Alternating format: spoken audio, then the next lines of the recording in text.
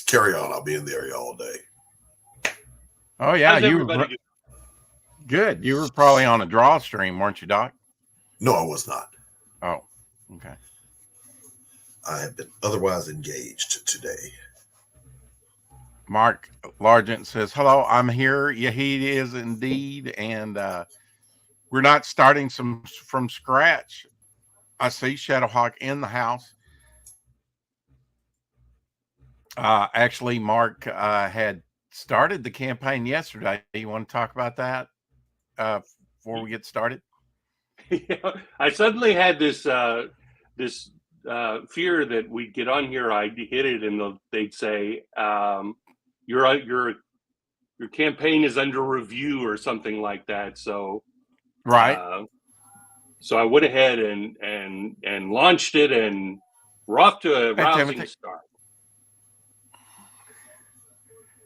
I would say so. So you before probably the 4 o'clock shadow, what time yesterday did you kind of relaunch this whole project or launch this project?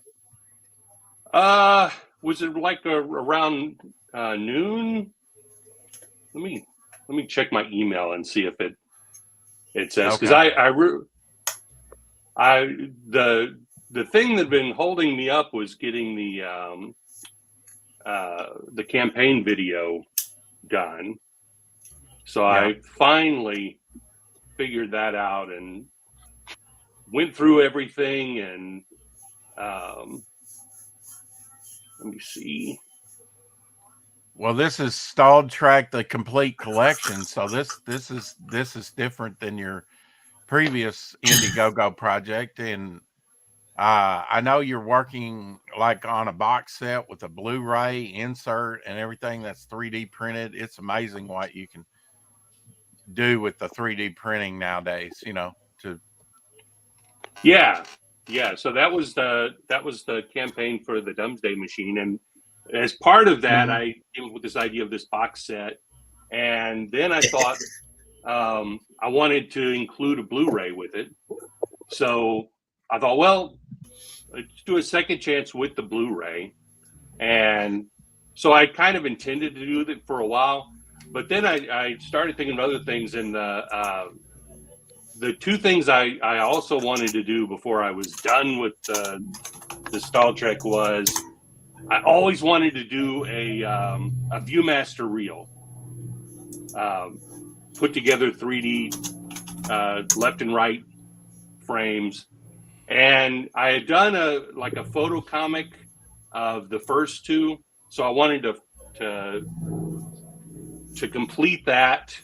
And the idea I had was that to do the other ones had covers that were based on the photo novels, but the Doomsday Machine was never done as a photo novel. So the thought I had was to do it as to look like an old Gold Key Star Trek comic. Yeah. And so one of my pals, Mark McCrary, is an artist, and I was like, I want you to do a cover for me, and I want it to be bonkers, because that was one of the things as a kid I remembered picking up a couple of issues of the Gold Key comic, and it looked nothing like the show. It seems like they had no reference. Yeah. They would have weird outfits on and backpacks that didn't seem to have anything to do with it. So when we go to the campaign, I can show you that cover, and it's pretty hilarious. I just didn't, back in the day, I just didn't pay much attention to Gold Key if I saw it at all, and I think by that time, the Gold Key comic started around 1966, I think, and ran into the 70s and probably reprinted some issues into the 70s and whatnot. They kind of recycled stuff. I don't know. It's kind of, they even did that with the X-Men. Marvel did, right. At my point in growing up in the 70s, they were in those 3-packs that you'd get at department stores. Yeah. Oh, yeah. They'd have those bags, and you could see two of the comics, and if you kind of tried to mess with it, you could kind of see what one in the center was. And because sometimes they would slide a stinker in there in the middle. Yeah. Oh yeah, usually it was a stinker in the middle. The last one that the last 3-pack that I bought was or packs were, I was looking for one in particular because it was thicker and you could tell, and it might have been in the middle. I don't know. But it was thicker. So and it was black, I think, black cover. It was Spawn and Batman. And that Oh wow. issue alone was worth the price of $1, of Yeah. admission, because that was like a $5 book retail when it came out. And now it's got some age on it, and generally they were in pretty good shape. Yeah. I got the idea that they were the ones like that got returned to the distributor, or and they just stuck them in bags and sent them to department stores. It'd be interesting to know what the process was behind that, because like you said, usually the one in the middle was not the great Yeah. one. Was there any intelligence involved, or are they just grabbing 3 books and putting them in Kind of there? random. I mean, I think I've got some Robotech and some stuff that that is not quote my jam, but it's pretty cool. I don't know. I mean, if it's a how to draw Robotech, I know I have that in my collection. I might have went seeking for that one, but if it's a how to draw, actually those books are kind of collectible. But I don't know that they ever put them in 3-packs, but they really need to bring back 3-packs. The last Shadowhawk will attest to this. The last bag comic that we got was at Dollar Tree, and it was on that toy line. Remember that, Shadowhawk? Yeah. What was that called? Dang, I can't think of the name of the toy line now. It's like Alien Invader type storyline. Yeah, it was pretty dark. Cool. And the toys were what, $1.25 a piece? The comic was $1.25. Gee. So I mean, they even had a couple dope looking vehicles that Dark Lycan has, and I would love to find one of those. I'd snap that up in a minute for $1.50. I'd pay more than $1.25 for it. They didn't carry any of the vehicles in my store. They had like all of the different paints and stuff for the characters, but none of the vehicles ever showed up. Now I bought about 40 of that or more bagged issue, because you just don't find comics in any type of shape out there in the wild, and I don't know that it will ever be worth anything, but it's just pretty neat to find comics released that way with the toy line in a well, I don't store, polybagged. Do you guys have Ollie's out by you? Have you ever heard of an Ollie? Yeah, they opened one near me. I haven't been. We got one. Yeah, Marvel Comics and DC are both like unloading trade paperbacks, and they've got like 5-packs of polybagged books and stuff like that. Yeah, for really good prices at Ollie's. Yeah, I've actually seen some YouTube videos or postings on X about Ollie's, and I was like, I wish I had one, because there's some pretty good stuff there at Ollie's. Right outside the valley where I live is where Hobby Lobby is, and they put an Ollie's in right there with it. So thanks for that heads up, Shadowhawk. Yeah, go check. I'm headed when we get out of here. Yep, check out that book section, Doc. There's a lot of good stuff in there. I need to go check it out. They put one close to less than 24 hours, and you're already up to $1,100, 11 backers. Yeah, very cool. I'm great. almost pretty impressive. My dog's doing that. Would you like to bring up the trailer so you have control, and maybe it'll run a little bit more smoothly? I can try that. Let's see. Okay. It'll run better than on my choppy ass system. This is true. Doc says it's huffing and puffing and on life support now. We did a speed test on Rex's internet connection, and the needle didn't even twitch. Yeah, I wonder if I go to YouTube to do it, maybe that'll be like what the thing is. It's fairly short, which is good. No, I didn't call that crossover a stinker. You were saying that was the exception to the rule, right? What's that? The Spawn Batman. You were saying, because we were talking about getting a stinker in the middle, and you said you did get one that had a good one in it. Oh, right. I no, it wasn't a stinker. I actually went out looking for that thicker book in the middle, because pretty good issue. But And Robotech, I didn't mind those. There was others that were in the middle, some Eclipse books on those poly bags. It was like even the publishers were all over the place with that thing, with those bags. Yeah. Which I didn't so mind. let's see if I can share my screen. Share screen. Image version was better than the DC version of the crossover, mainly because Frank Miller wrote the Image version of the crossover, Timothy says. KB Toys had those back in the day, yeah. There we go. And you have, all right.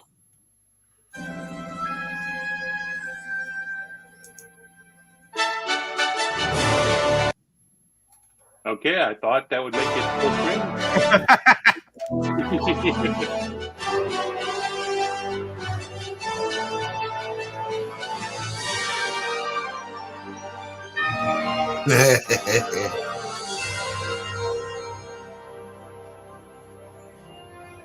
Look at that little stunted shuttlecraft.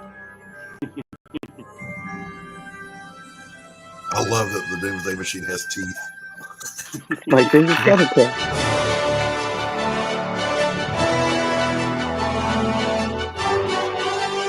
Ah, look at that.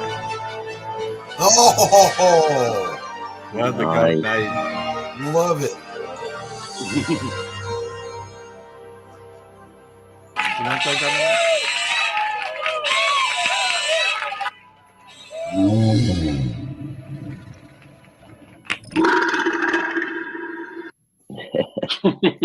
Nice.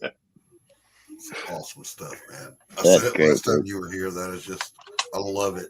That's better Star Trek than some Star Trek they put out now. Yeah, and like Dan Pleagle, he got the Viewmasters made up. Yeah, and they are 3D images. They're stereo images. I rendered out a left and a right frame for each, and it's. I tell you, of all the things I've done, this is the coolest thing I've ever made. When this came in the mail, the nostalgia of being able to do it and then see them in 3D, I could have died at that point and been happy. This really, for me, was like the greatest thing ever. I've always wanted to do this, and I've started a couple of times to work on some frames, and I never felt that motivated to do it. And I mean, that's 1939 technology. It is, yeah. Cooler than most shit we have now. I'm just saying. Yeah. Well, you dig into the old stuff, and it was actually adult stuff. It was serious. You would go and you would have a 3D camera. You'd go on vacation. You'd take 3D things. You'd send them in. They'd send you the developed film back. You'd have to cut them into cut out the tiny little squares and insert them into a blank reel. But it was cool. Gable, I use Blender 3D.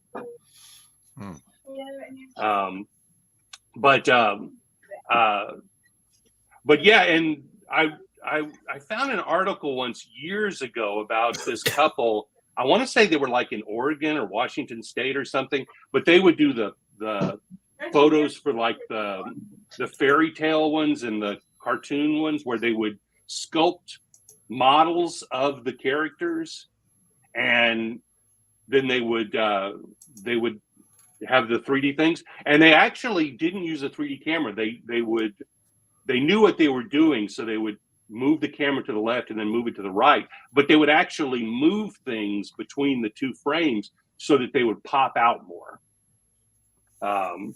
And they were just really cool, like the old Huckleberry Hound and Yogi Bear and Flintstones, and they were so amazing. And then by the end, I think they were just like cutting out. They'd cut up a photo and move something forward or back. At the end, they weren't nearly as cool. Different layers. I guess. Yeah, I think they probably didn't have the budget anymore to take 3D cameras out on sets of these movies and stuff and do it. But yeah, if you'll call up the campaign, we can look at some of the of the things. And it reminds me, I've got like it's wider at one end and then gets smaller, a little view, a little keychain that's got a little thing you can view. Like a pinhole view. Yeah. I also had like a Hulk and a Spider-Man vehicle that you could look in and see a scene, which was pretty cool back in the 70s. I may even still have those. So I'm glad to see we're not really starting off at scratch. You're doing awesome, man. $1,100 in less than 24 hours. I want to show some scenes as well from this is your Dumbstay. These are all from Dumbstay, right? Yeah. Machine. Okay. And Dumbstay Machine is currently with the sound designer. She sent me a rough cut of the first 15 minutes. I'm really hoping that she can get it all finished because it's going to premiere at November 15th at the Star Trek to Dallas convention. So I'm going to get to see it with an audience, and hopefully it's not at the last second that I'm getting it. So if this is any indication, I think you're going to do fine. I mean, the Star Trek fandom is fanatical out there. They are, although there are different types of Star Trek fans, and some Star Trek fans do not have a sense of humor. So I can't even fathom how that happens. How can you not have a sense of humor about it? Well, it appeals to a lot of very serious, scientific-minded people who don't have room for nonsense. But a lot of the fans get it. I will say also that my audience skews 50 and above mostly. Yeah, that's okay. They're but that makes sense. Hey, I can try and read the comic strip if you want, Rex. Okay. Well, I do want to mention on that first tier, we do have Star Trek the parody comic, which is the covers done as a parody to Gold Key. That is just dope. I love it. Thank you. Yeah, I love. Yeah, he did an awesome job, and I did add a treatment to it to make it look like it's an old, scuffed up comic that was. Oh, so you've been around for forever. That's Yeah. That's even cooler. I love it. We'll see it when we get down to the. Yeah, you can read the strip. I mean, here we go. This is kind of Mike Walters riff. This is kind of what. See if I can do the voices live. Okay, all right. What is this place, Mr. Spock? It is the planet Indiegogo. Where are all the girls in the boots? It's not that kind of go-go, Captain. Oh, the inhabitants of this I have to remember which voice to do. The inhabitants of this planet, the backers, are highly altruistic beings, immensely intelligent and devastatingly attractive. I believe we may be able to raise the funds to replace the second prize's burnt-out ditribulum crystal and complete our mission. That's incredible, Mr. Spock. What do we need to do? Traditionally, we would make support tiers with various perks. Perks? Like what? Perhaps a Blu-ray. Kirk shoots one of the security guards. Not that kind of Blu-ray. Not that kind of Blu-ray. A portable memory disc with all of our adventures, and a printed comic book of our newest adventure, and this 3-dimensional missions log. I'm surprised you didn't do the sound effect. Whee! And of course, he's wearing a red shirt, security guard. Yes. That is expendable. Yes, you have to kill one off. It's required. Okay. Hey, there's no disc in this box. The final adventure has not yet been completed. We must appeal to the backers to help us reach our goal. Then we can fix up the ship, complete our mission, and beam all the perks out to the backers. Precisely. We need to make our case to our backers immediately. express to them the urgency. We have to get back to what is our final mission again? Fighting a giant planet-eating monster for which the second prize is no match. Perhaps I spoke too hastily. Sounds just like a space burrito. So if you scroll down, we can see some bigger shots of the cool stuff, which is the only reason I'm doing this, is to make cool stuff. Yeah. Oh yeah. Oh yeah. So there's the cover. Wow. Yeah, I like that. And I think it's hilarious that the Doomsday Machine is actually on a planet with arms and legs. Yeah, it's great. So that's what McCrary and I talked about, was the fact that these things were so off model, and they're wearing the wrong color shirts. They have backpacks for some reason. Yeah. And then they would have these little black and white photos of the Kirk and Spock on the covers. So you missed an opportunity. On the second pilot, Kirk carries a laser rifle, right? Which is only in that. Yes. episode. Yeah, they only used it that one time. But I only used it that one time, and it looks so cool too.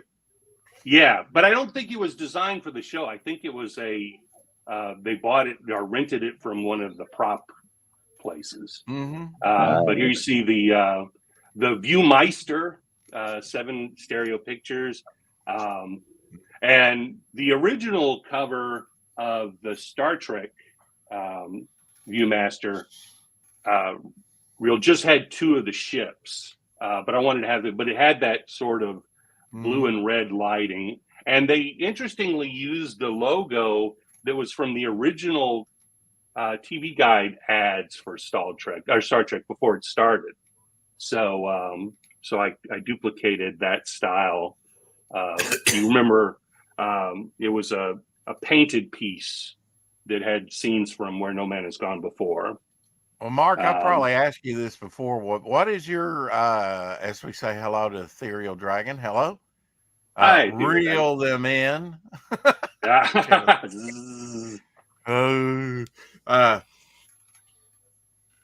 these are cool. Let's see the question. Your favorite episode of Star Trek? Oh, it's The City on the Edge of Forever.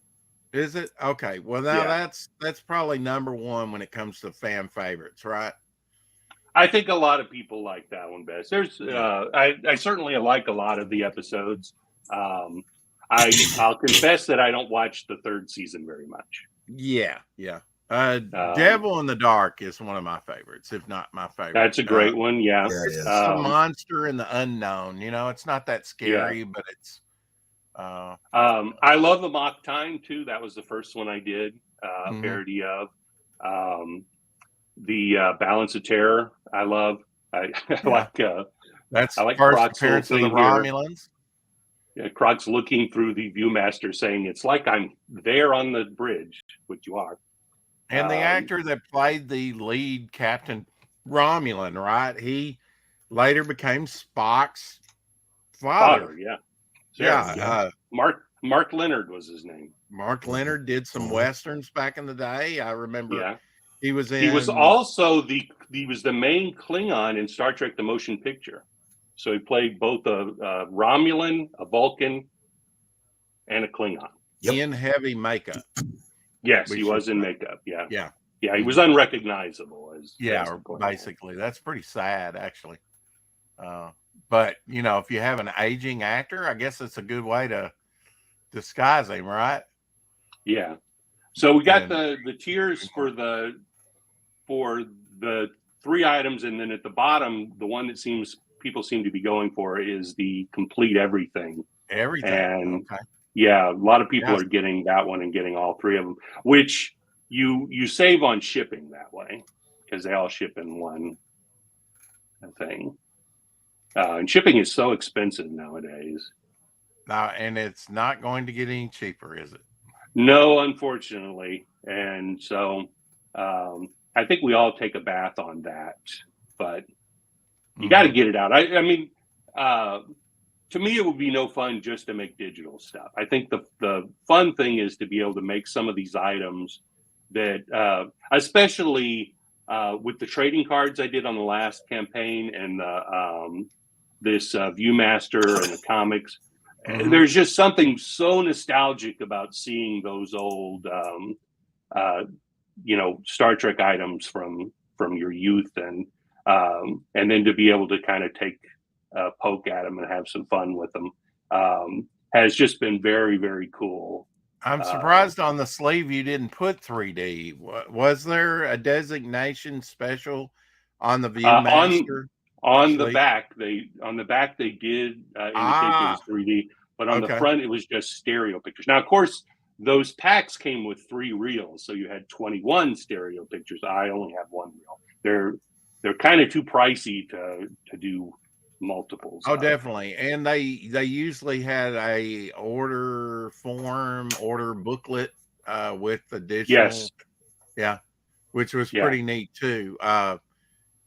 If you can buy them today, like on eBay, and they still have that little order booklet in there, which sometimes they do. It's pretty neat actually. I did one like that of the Grand Canyon, of just scenes from the Grand Canyon. Let me see if I can grab it, because I did actually, in preparation, I bought one of the Star Trek ones off of eBay, and it did come with the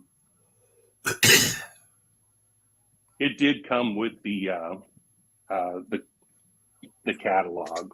Let's see. Let me hold this up here. This is the actual thing. So you see it said 21 stereo. And what year was that? What year was that released, Mark? Does it say on that? I believe it was 1968. 68. Okay. So had Star Trek ended by that point?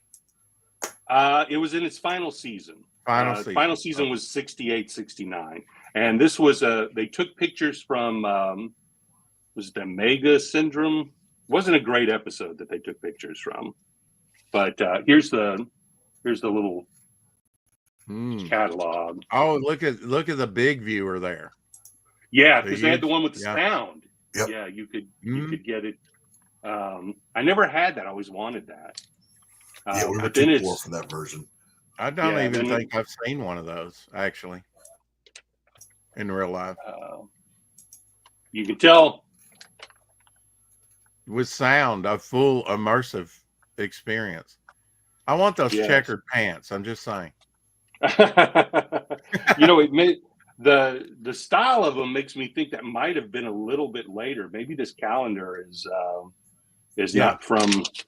But you know what? The Star Trek and some of those were probably being continually put out for years afterwards. Yeah, that looks more like a 70s booklet. I'm not sure when they did the sound, but I would think so. I've got, like I said, I bought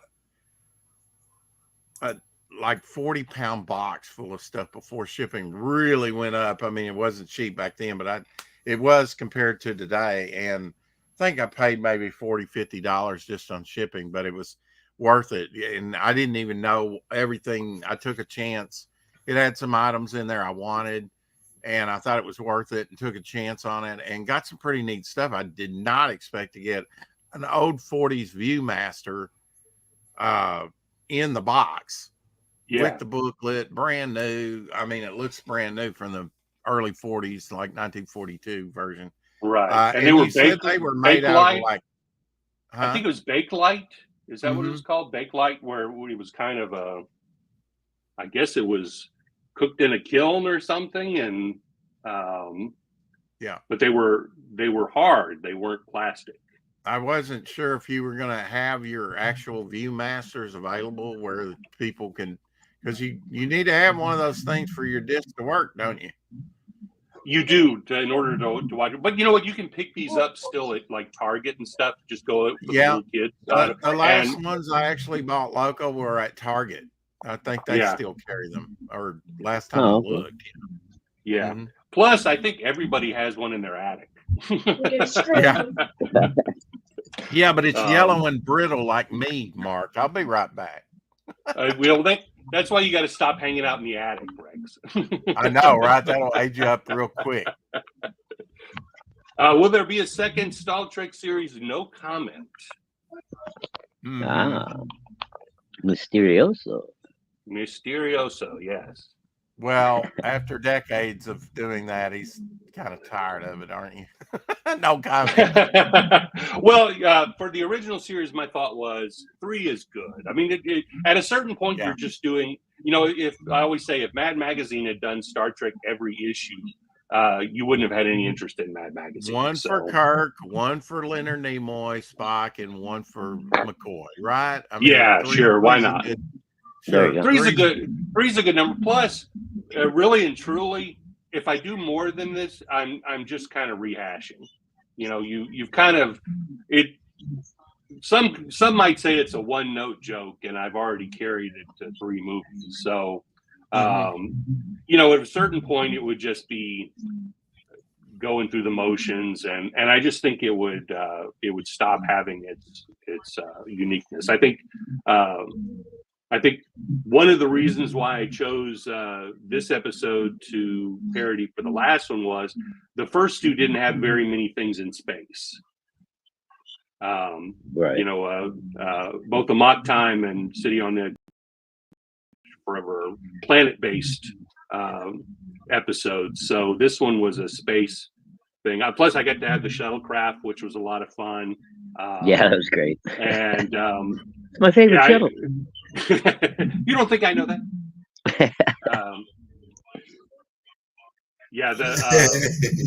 That just became the most fun to me was how was I going to do the space stuff, which to be honest, I thought was going to be a lot easier. I thought, well, once I got ships, they're just moving around. There's nothing to it. But, a lot of what you do is you set up all the lights and then you move the camera. And that gives the impression that it's moving. But then what you'll find out is if I want to have the second prize and the Doomsday Machine in the same shot, they're not the same scale. They're not in the same. I have to composite them. So I have to figure out the camera move for one. Then I have to go and do it again at a different scale for the other one.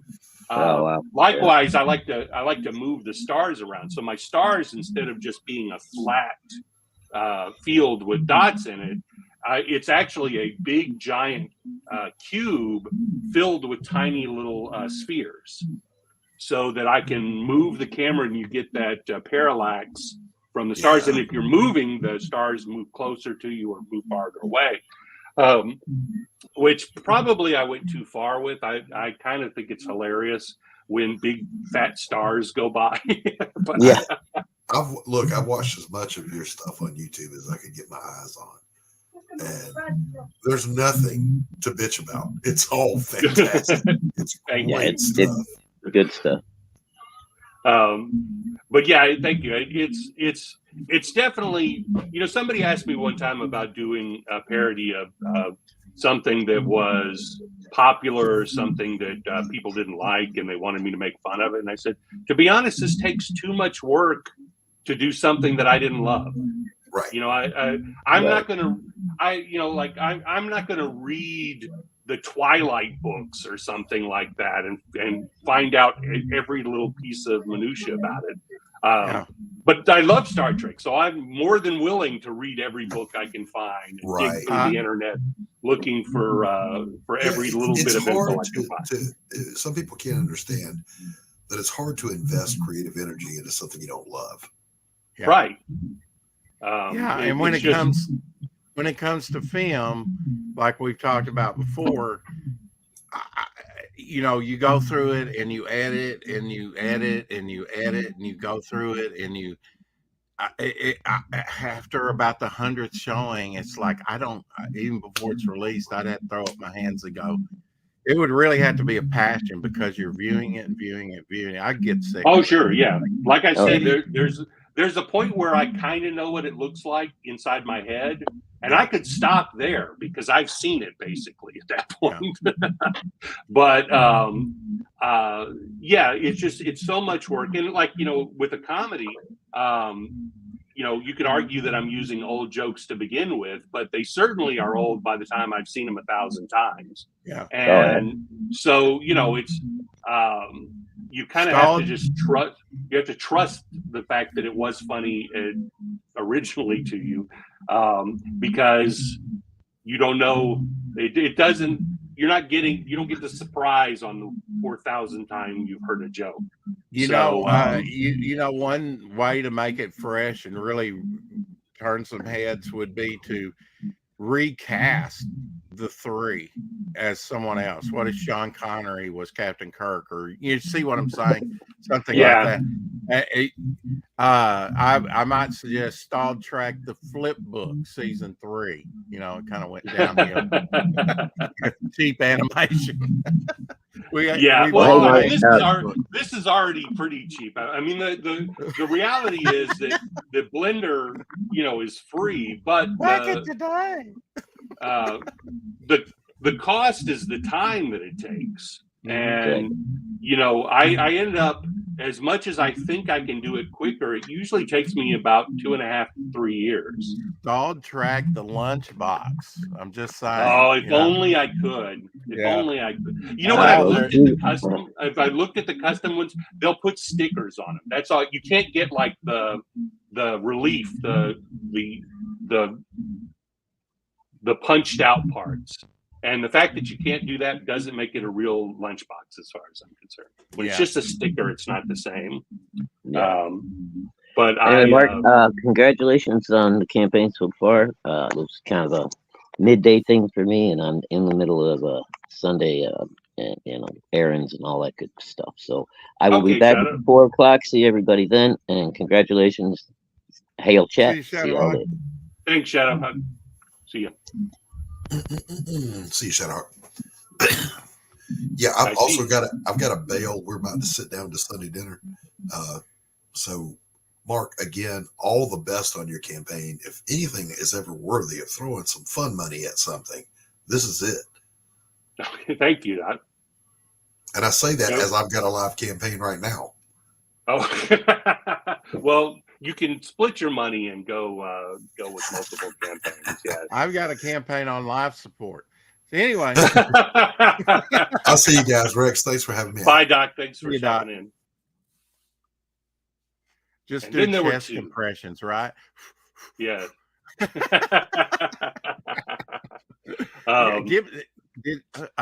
The waitress comes to the table and said, "Who ordered the iron lung?"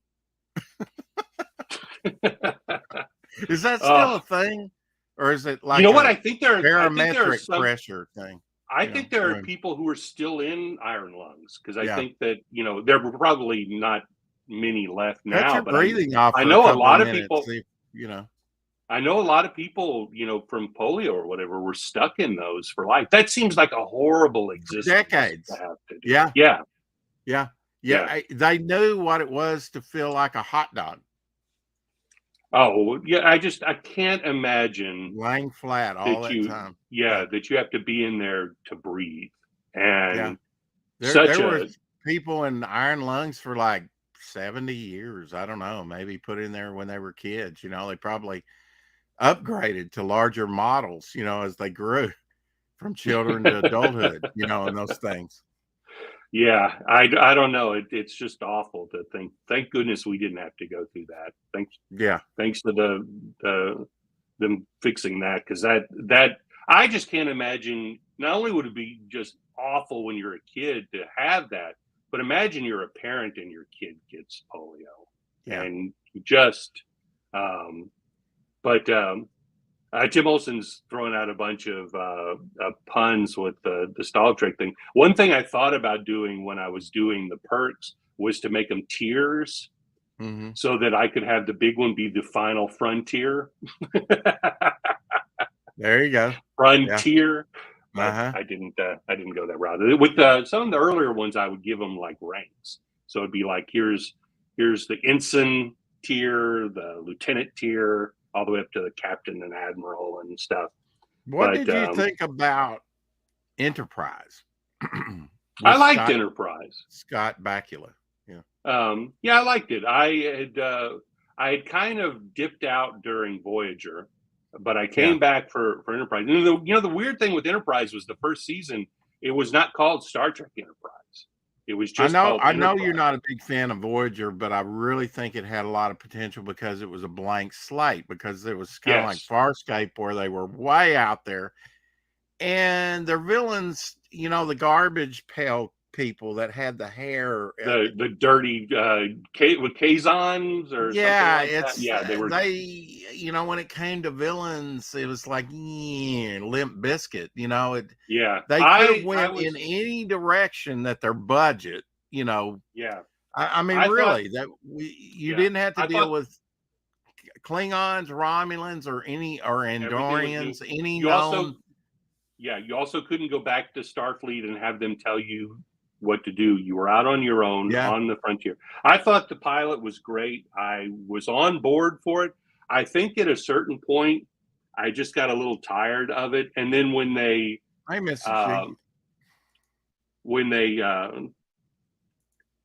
switched up some of the cast, I thought they were trying to cater to the network. And it just, I think I just had I think I mentioned before, in '96, I went to my first Star Trek convention. And when I came back from it, I didn't want to watch Star Trek again. So I dropped Voyager. But I came back for Enterprise. The show had to build. I think the last season turned out being its best season. But I think Scott Bakula was a great captain. I thought the cast was all really good. I liked the characters. Everybody wanted to see those early years building up to the Enterprise that we knew in the original series. Right. And when they were actually, they were set 100 years before. So they were setting up to the actual creation of the Federation. And the thought was, at some point, because the Federation gets created after the war with the Romulans. Now, the problem with the war with the Romulans is that supposedly no Romulan had ever seen a Terran and no Terran had ever seen a Romulan. Because it's not till Balance of Terror that you find out that they look like Vulcans. Yeah, they did. They conveniently forgotten. 100 years is easy way to. So that would have been. It was a tricky thing, because what you would have to do is anybody who saw Romulan would have to die, so that they didn't mess with continuity. So it would have been difficult to do, but I do think the show got shortchanged big time when it was canceled after 4 seasons. It should have gotten those 3 extra. I think it did too. Do you think a better opener? I mean, the opener was selling ships and different things called Enterprise during even the space shuttle.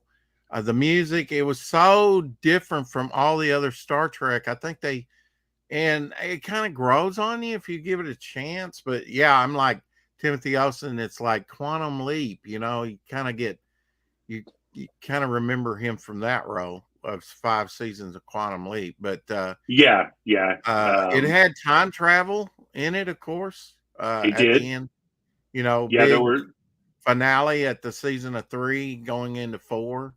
And I thought it had some pretty good effects for the time, like the old aviation planes and things like that. Of course, hitting the Nazi alien riff in the storyline. I thought it was pretty interesting. Yeah, I think Enterprise was the first full show where they didn't build the ship as a model. It was CG from the beginning. Because they had started to do that with Deep Space Nine, and by the time of Enterprise, there weren't any physical models built of the ship. But I don't know. I really liked it. They had, it happened around 9/11, so you had that storyline where Earth was attacked, and then they were going out to this place to find the aliens who had done it. It was a whole season-long arc. That was pretty good. And then of course in the final season they got to play around and do stuff, and they had that great 2-parter set in the Mirror universe, where the Mirror cast found the ship from the Tholian Web. And they came aboard it and they realized this was advanced technology to them, so they were going to use it for their evil deeds, and so they got to put on the old uniforms and stuff. They actually, the Tholians are like heat, code sensitive. You know, they like a lot of heat. Like Because they actually right? showed, they showed the Tholians. They had one captured, Yeah, and tortured. yes, and Yeah. they had a Gorn too. They had a 3D animated Gorn. Yeah, but now he was different from the more recent Star Trek where they're really vicious. I mean, they're like, I mean, they kill and prey on their own. It's no longer a guy in a rubber suit anymore, is it? Walking slowly and hissing at you, one of those punches thrown in the 60s still hasn't landed, folks. Yes. It's like, yeah. Well, that was the thing. As a kid, you loved the monsters, but you didn't want to be the monsters to actually be fast enough to get you. You thought, okay, well, Frankenstein's really scary, but I can run faster than Frankenstein. So, that kind of thing. You wanted the villains to be slow so that they were still scary, but they weren't terrifying. Yeah. Same with dinosaurs. Dinosaurs would move really slow in those old things. Part of that is scale. Yeah. Well, right. And then, as we examine things, it's like, no, some of these predator, big lizards move quite fast, and like T-Rex no longer, with the tail down. Right. But actually the tail goes out, Right. So that's, I mean, for like 100 years, the tail was down or more, Well, they were lizards for the whole time we were growing up. And then suddenly, birds. Dinosaurs are like birds. And that really took on. But you know what, from a storytelling aspect, that was great because we can identify bird stuff. We've viewed enough birds on our own to have a sense of what they're like. So yeah, that really changed in just the last 30 years or whatever. 30 years, I'd say. Yeah. Since Jurassic Park. But at least they're not putting together the models of what it is with the wrong heads anymore. I mean, right. I was about to say that Brontosaurus was my favorite dinosaur, and that doesn't exist. Yeah, that was the wrong head on the wrong dinosaur. Yeah. Yeah, and like 100 years. This is gospel. This is the way it was, and it's like I've also lies. I've also seen some things that some of the species of dinosaurs may actually be the same species. It's that they're just at different ages. So, like a juvenile T-Rex would be different than a mature T-Rex, and so they're thinking, well, maybe some of these skeletons that we have aren't actually different species, but just young versions of some of them. And it's so far back out that it's really hard to even before the dinosaurs, where you had the oxygen rich, and I do believe that was a thing, and I believe that people existed during part of that time, where we had a canopy above the earth and everything, because we've got tools that have been found. There's a hammer they found in Texas encrusted in the rock. The wooden handle is in the process of petrifying. And looked at in electron microscope, there's no way they say that was forged in the modern day atmosphere. So yeah, I'm not sure about it. I know petrification is basically the wood, just all the organic part disintegrates and is replaced by the sediment, which hardens in. So you can't over time, it is a process, right? You can't really age. Yeah, you can't really age the stuff. But I don't know. As rational as I try to be, I do miss the old like I parodied it in City on the Edge Forever, In Search of and stuff. These ideas of lost continents and things we just haven't discovered in the jungles yet. That Right. those kind of things. And there's a guy, Graham Hancock. Have you seen any of his stuff? I don't know. He's a British journalist. I actually came across him when I was in high school. He had written a book about the Ark of the Covenant, and I ate that book up. I stayed up all night reading it. I was so big into that kind of stuff. But he does this show on Netflix called Ancient Apocalypse, and he pushes this idea that that there was basically a more advanced civilization prior to the Ice Age. Yeah, And he's that not they- the only one, you know. Yeah, but he pushes this idea that that we've that after the lost Ice Age, technology, right?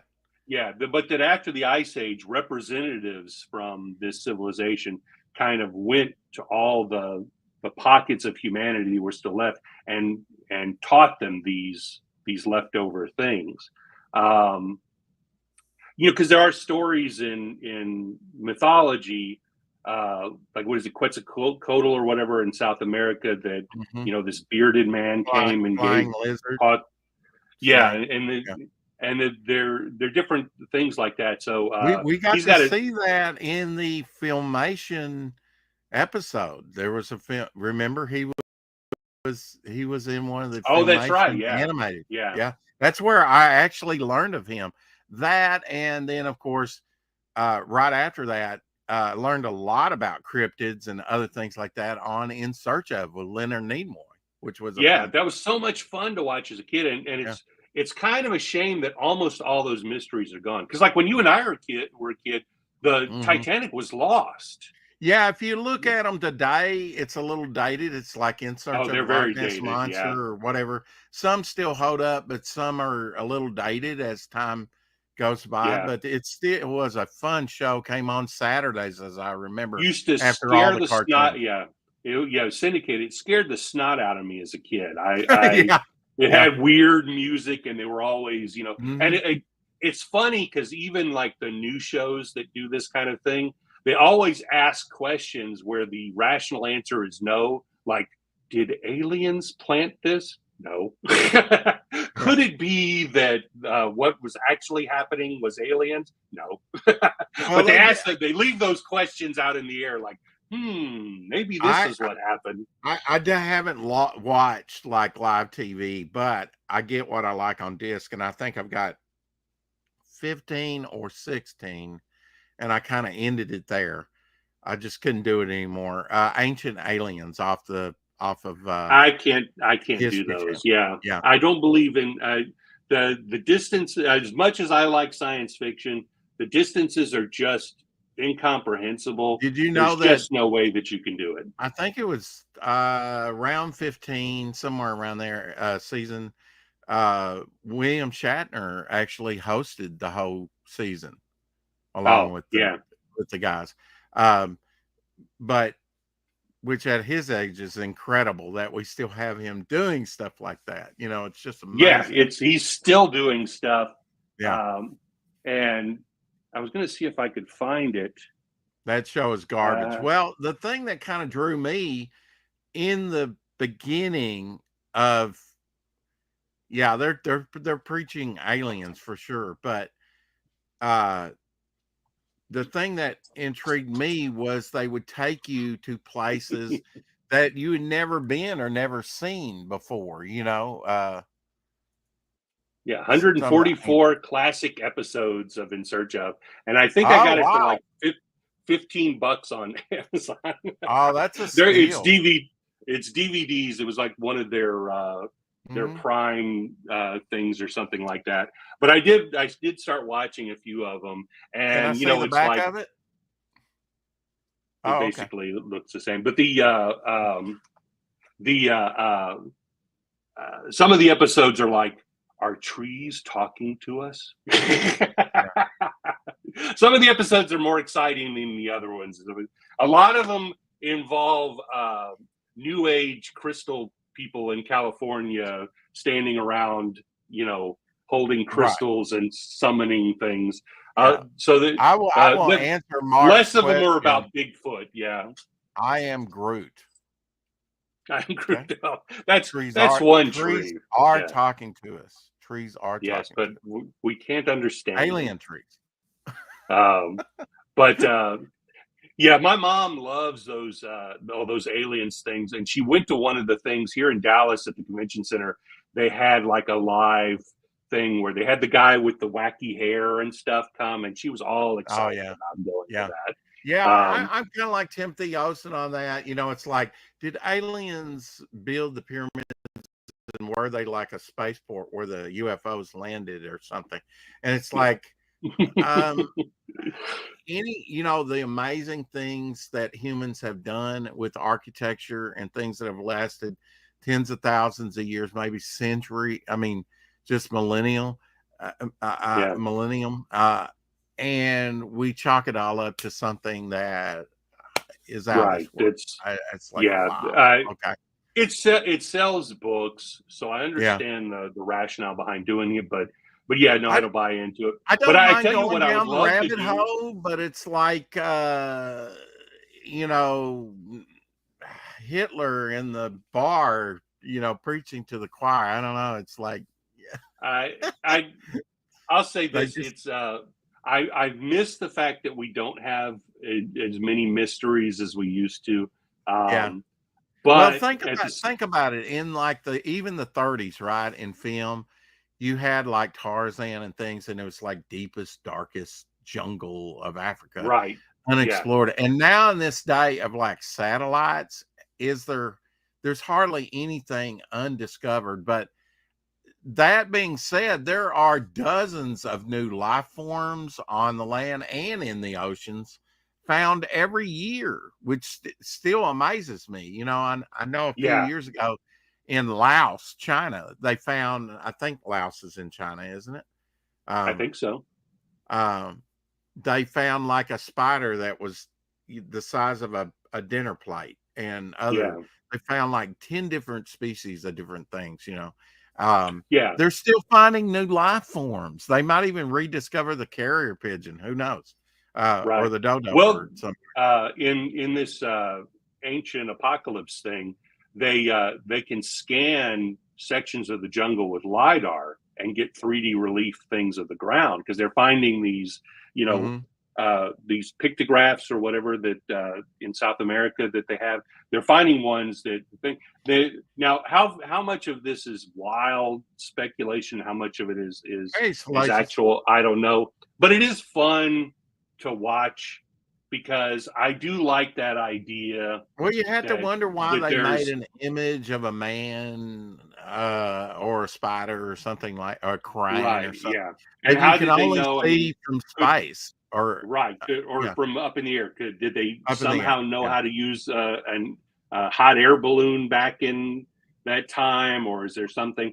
And a lot of it is. I always love the idea that like if Antarctica ever melts, we might find like some ancient city or something like that that's been buried under the ice. Been proven is that pyramids are all over the planet, and to me, I think that really comes from ancient Mesopotamia, and the ziggurats and everything. Because people were scattered out abroad, and they took that building technology with them, and you can hand blocks to any 2-year-old and they will build a pyramid.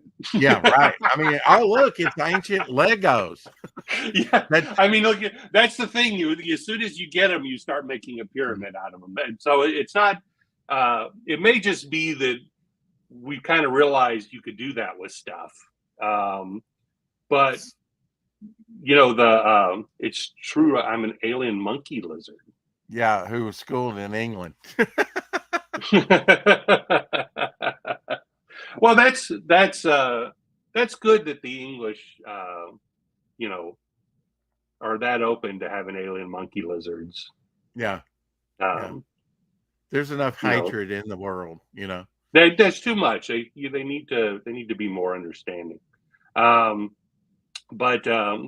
But no, I do still love that idea of ancient cities and unexplained things from the distant past that are lost to history. That kind of stuff is a lot of fun. Yeah. But like I was saying, when we were kids, the Titanic was lost. Nobody knew where it was. Remember, there was that book in the movie where they raised the Titanic. Yeah. Yeah. and it was perfectly fine. It just had seaweed on it. Well, I think there's kind of like the place that they found in Turkey that's slowly being revealed over time, right? Like Pompeii was. And I think they're still working on Pompeii for decades. They've been working on Pompeii for like a century or more. They've been revealing Pompeii. So there's a lot that has obviously been lost, and that part is fun. But I do miss the time as a kid when I believed in the Loch Ness monster and Bigfoot and those kind of things. You just have to keep that wonderment, and I think that's the great thing about comics is that you can bring that action, adventure, and stuff. But I do think that we've become more homogenized as a society, right? All drink Coca-Cola, eat at McDonald's, go to, wherever. And it's like, there used to be, some adventure, even when we were growing up, seeing shows. I know you're not as old as I am, but I mean, seeing Daniel Boone and seeing him on TV, a representation by Fess Parker of him going out, kind of like Lewis and Clark going across this early country wilderness when it was still wilderness and we didn't know all that was out there, right. By pure coincidence, yesterday I was watching the opening titles to Daniel Boone. I do have the whole series on DVD. It's wonderful. I love the show. Yeah, when I was great morals in that. Yeah, when I was in the first grade, I'd get home from school. The first thing that was on was the old Mickey Mouse Club from the 50s. Then it was Star Trek, and then it was Daniel Boone. So after school, we would watch those shows. And the funny thing is, I was watching Daniel Boone is a man, it's a big man. But I remember as a kid thinking that he can throw an axe through a tree. Right. That was the opening titles. Yeah, they would go and the tree would come apart, and you go, "Wow!" That's one that started out in black and white and wound up in color. It did, yeah. And they dropped one of the kids. Remember, he had a daughter in the first season, and she mysteriously disappeared. Yeah. I had forgotten that. From what I understood, it was the Patricia Blair who played Daniel Boone's wife. Didn't like the fact that she made her feel older. Yeah. So they fired I never her. Forgot that their kid didn't have red hair like her. I mean, she had some red hair. Once it went to color, it's like the kids really don't match the parents, do they? At all? No. Israel was blonde. Yeah. And Daniel Boone, of course, was brunette, and she was redhead. And it's like, where'd they get this kid from? Like, they're all different hair colors. Fess Parker. I think Fess Parker wasn't he supposed to be like 6'5" or 6'6"? He was supposed to be a really tall guy. He was, and he had a scar on his chin. Yes. He was from Fort Worth, and he followed a guy who cut him off in traffic. And he followed the guy home, got out of his truck, and the guy stabbed him. Oh wow! I did not know that. Wow. Yes. So that could have been fatal. That could have been the end. He was like in high school or something at that point. He was fairly young. Yeah. Just let it go, Fess. Just let it go. Exactly. You weren't hurt before, but now you're hurt. You're bleeding out all over my concrete. Get out of here. Get off my lawn. But I was looking up some Daniel Boone yesterday stuff. I don't remember how I came across it, but I had to go to the theme song and they were saying that Daniel Boone never wore a coonskin cap. That he had a like a beaver felt hat. He was originally from Pennsylvania, so he was a Quaker. He wasn't and they said that basically a coonskin cap was terrible when you were hunting because it doesn't keep the sun out of your eyes and the rain still comes down on your face. So it was impractical. But I think that may have been actually what I was thinking. I was like, I always wanted to have a coonskin cap, but I don't really want a dead raccoon. Yeah. And he But, remember I mean, his had the little head face on the front. Remember? Yeah, exactly. Davy Crockett didn't have that, but Daniel Boone had the little tiny raccoon face at the front of his. Yeah, sure did.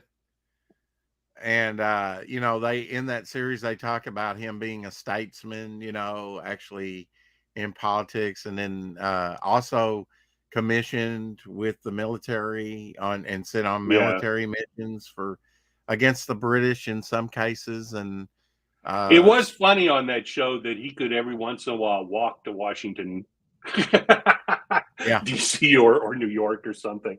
Like, really? You just walked there? And it didn't take 3 years to do it or something? But because the Daniel Boone was set before the American Revolution. All right, I have to remind Mark, Daniel Boone was a man, a big man. He took big steps, Mark. Well, and I love too. I was watching the first season a couple of years ago when I got the box set that Mingo had an evil twin. He had like a brother. Who had an Mingo. evil twin? Oh, Mingo. I don't know if I saw that.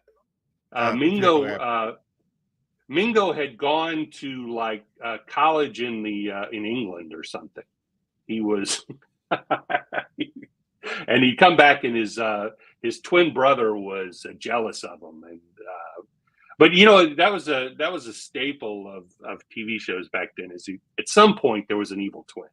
Yeah, I mean, for all my characters, because I'm fleshing out. You like the Marvel Universe, right? At one time, they didn't have Doctor Doom, they didn't have the Mole Man, they didn't have the Skrulls, they didn't have this. Well, no, they had Mole Man from the very beginning. I mean, if you're talking about Marvel Comics, the Silver Age. Mark, don't undercut my.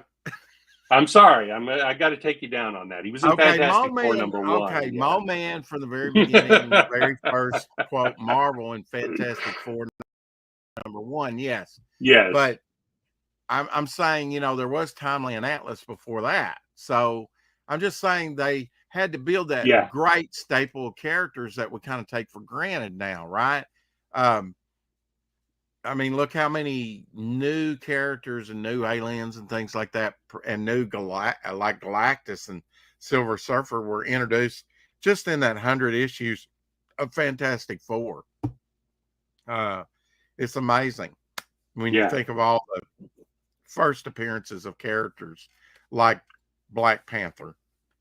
And then a lot of them too, like you said, were coming from those old Atlas Timely things because they had all those monster names. Yeah, they had prototypes and different things. And they had the Golden Age versions of some of those characters, which was what DC was doing. DC, just said, we'll take all these old characters that we had and we'll reimagine them in a science fiction way. We'll take the Green Lantern isn't some mysterious lantern for something. He's a space cop. And Flash, I don't remember what was Flash's origin, the Golden Age Flash's origin. Lightning striking the chemicals and him being knocked into them or whatever made him super fast. No, that was the Silver Age. What was the Silver? You were talking the Golden Age. What was the origin of the Golden Age Flash? He stole Mercury's helmet. Something like that. Yeah. So they they took them all and they said, well, we'll give them now sci-fi origin stories. Exactly. That was the editor-in-chief, and he went all the way back to I got to meet him in 85 and 86 in Chicago. He went all the way back writing pulps to the pulp era. So he'd been around. He was one of the early science fiction yes. Mm-hmm. And So I mean, along- they did have some. They had some stuff in their pocket that they could pull from for making these new characters and villains and stuff. But yeah, it was a very I don't know. I mean, the yeah, correct word. It was props to for kind of priming the engine, you know, to make Marvel Comics, you know, overshadow them. DC was actually controlling the distribution of Marvel Comics. yeah. They were limited to like 8 titles at one time until they Yeah. broke away from DC. And you know, a lot of their titles like Strange Tales, we were looking at those the other day, Randy Zimmerman and Russ and I and Glenn Fleming and looking at one of the Atlas omnibuses of all the great like Strange Tales, Astonishing Tales, things like that. Yeah. And then eventually those becoming their own title. But at first it's like, yeah, we got to pay for a new title. You know, we've already got these titles. They were paid limited. for. Yeah, they were limited But to DC the number did that of books too. they could put out. You know, the Doom Patrol came out of My Greatest Stories, you know, and then eventually became its own title. Well, and they had Showcase. That was where all of they would try out these different heroes. But so I was born in January of '68, and one time I thought it'd be neat to go and see what the comic books that were on the shelf for when I was born. And that must have been when they suddenly were allowed more titles, because that in January of '68, you look at now it may not have been cover date January '68, but in January '68 on the shelves were a lot of like the Hulk gets his own title, so and so gets their own title. Oh yeah, some key because a lot of them, you know, they were doubled up in those things. You know, a lot of them didn't have their own book. Yeah, you had like the Hulk and Submariner, you had Captain America and Iron Man. So you kind of had the issue split, right?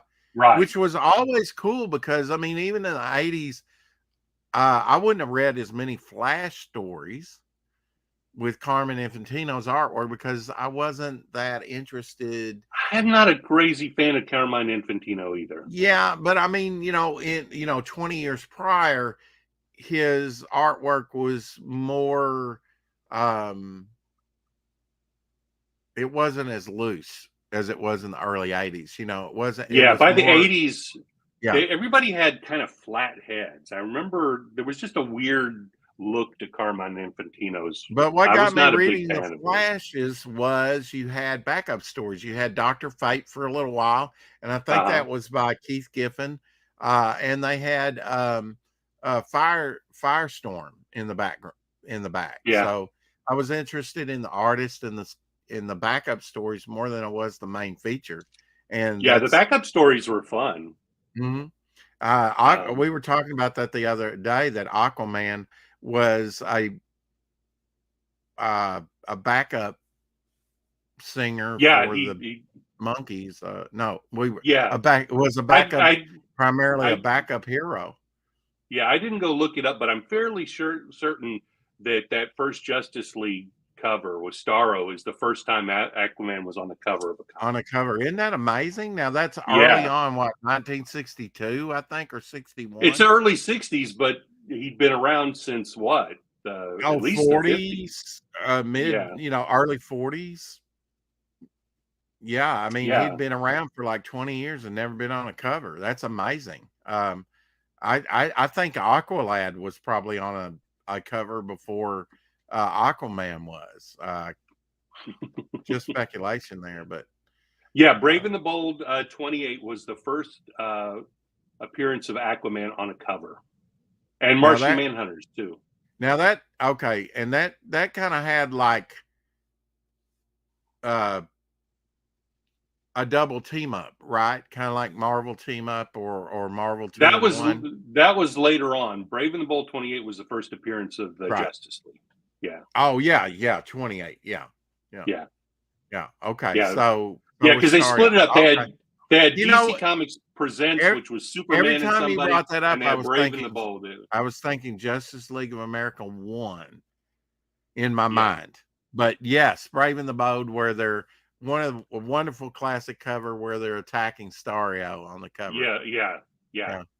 And but yeah, And he's got, by the 80s, you had DC Comics Presents, which was Superman and somebody, and you had Brave and the Bold, which was Batman and somebody. So you could read team ups each month with those two. And I love those books. They had Jim Aparo on Brave and the Bold. Oh yeah, yeah. You know, I think something that hurts that title is that there's not that many first appearances in there. There's some great team ups, you know, of Batman and Swamp Thing or inexplicably Sergeant Rock. Sergeant Rock, right? Yeah. Going like, how does that work? I actually have that particular issue in the Adler collection, the approval cover to that, and it's got like everything on the cover. It's got the Nazi swastika, it's got Sergeant Rock, it's got the Lucifer, it's got Batman holding a cross, you know, and it's got a tank in there or some kind of gun, you know, big. Yeah, all it needs is a needle towards the eye and an infinity cover. Then it would have been complete if it had all of those on it. But yeah, and it was Jim Aparo that did that cover. Yeah, Jim Aparo did and when they ended Brave and the Bold, they gave them Batman and the Outsiders. That was the replacement. Yeah, that's that. And I bought both. I mean, I was interested. Yeah, I was a big Batman fan, so I was getting those. And I stuck with Batman and the Outsiders for a little while, but I didn't stay with the book. Yeah, which had Metamorpho in there. It did. And Tara's brother. Yeah, Geo. Who was basically the same character, but it was a guy. And let's go with the brown costume.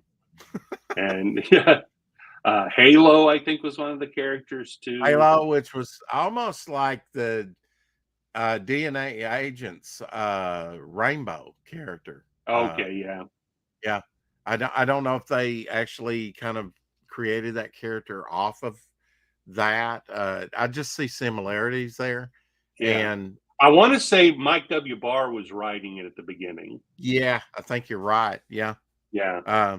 I thought Outsiders, and they had a crossover between and a linking cover between the new Teen Titans and the Outsiders, which was pretty cool, done by Perez, with the rock men all over it and everything, molten rock men or whatever. If I remember correctly, the first issue was like Batman on the Justice League satellite saying, you know, we're out of here. We're not we're going off on our own or something like that. It was the Outsiders were outside of the Justice League. And Katana, right? Yes, that's right. Yeah. Sword wielding.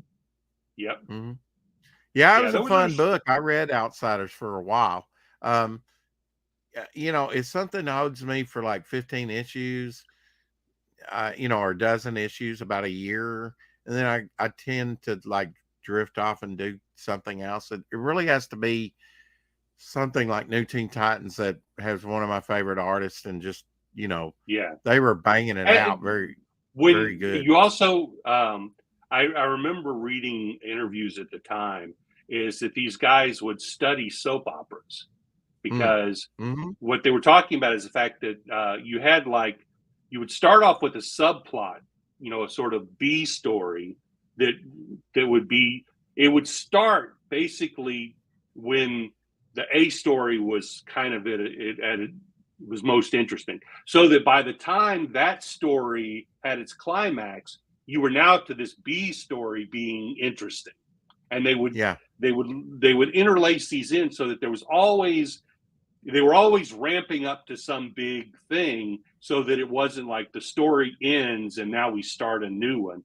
The smart ones were looking in there and they're realizing, okay, we need to have these subplots, because they'll keep you past the conclusion of the big thing. Because when the final fight happens between these two, you still want to know what's happening with this story that we started slowly there.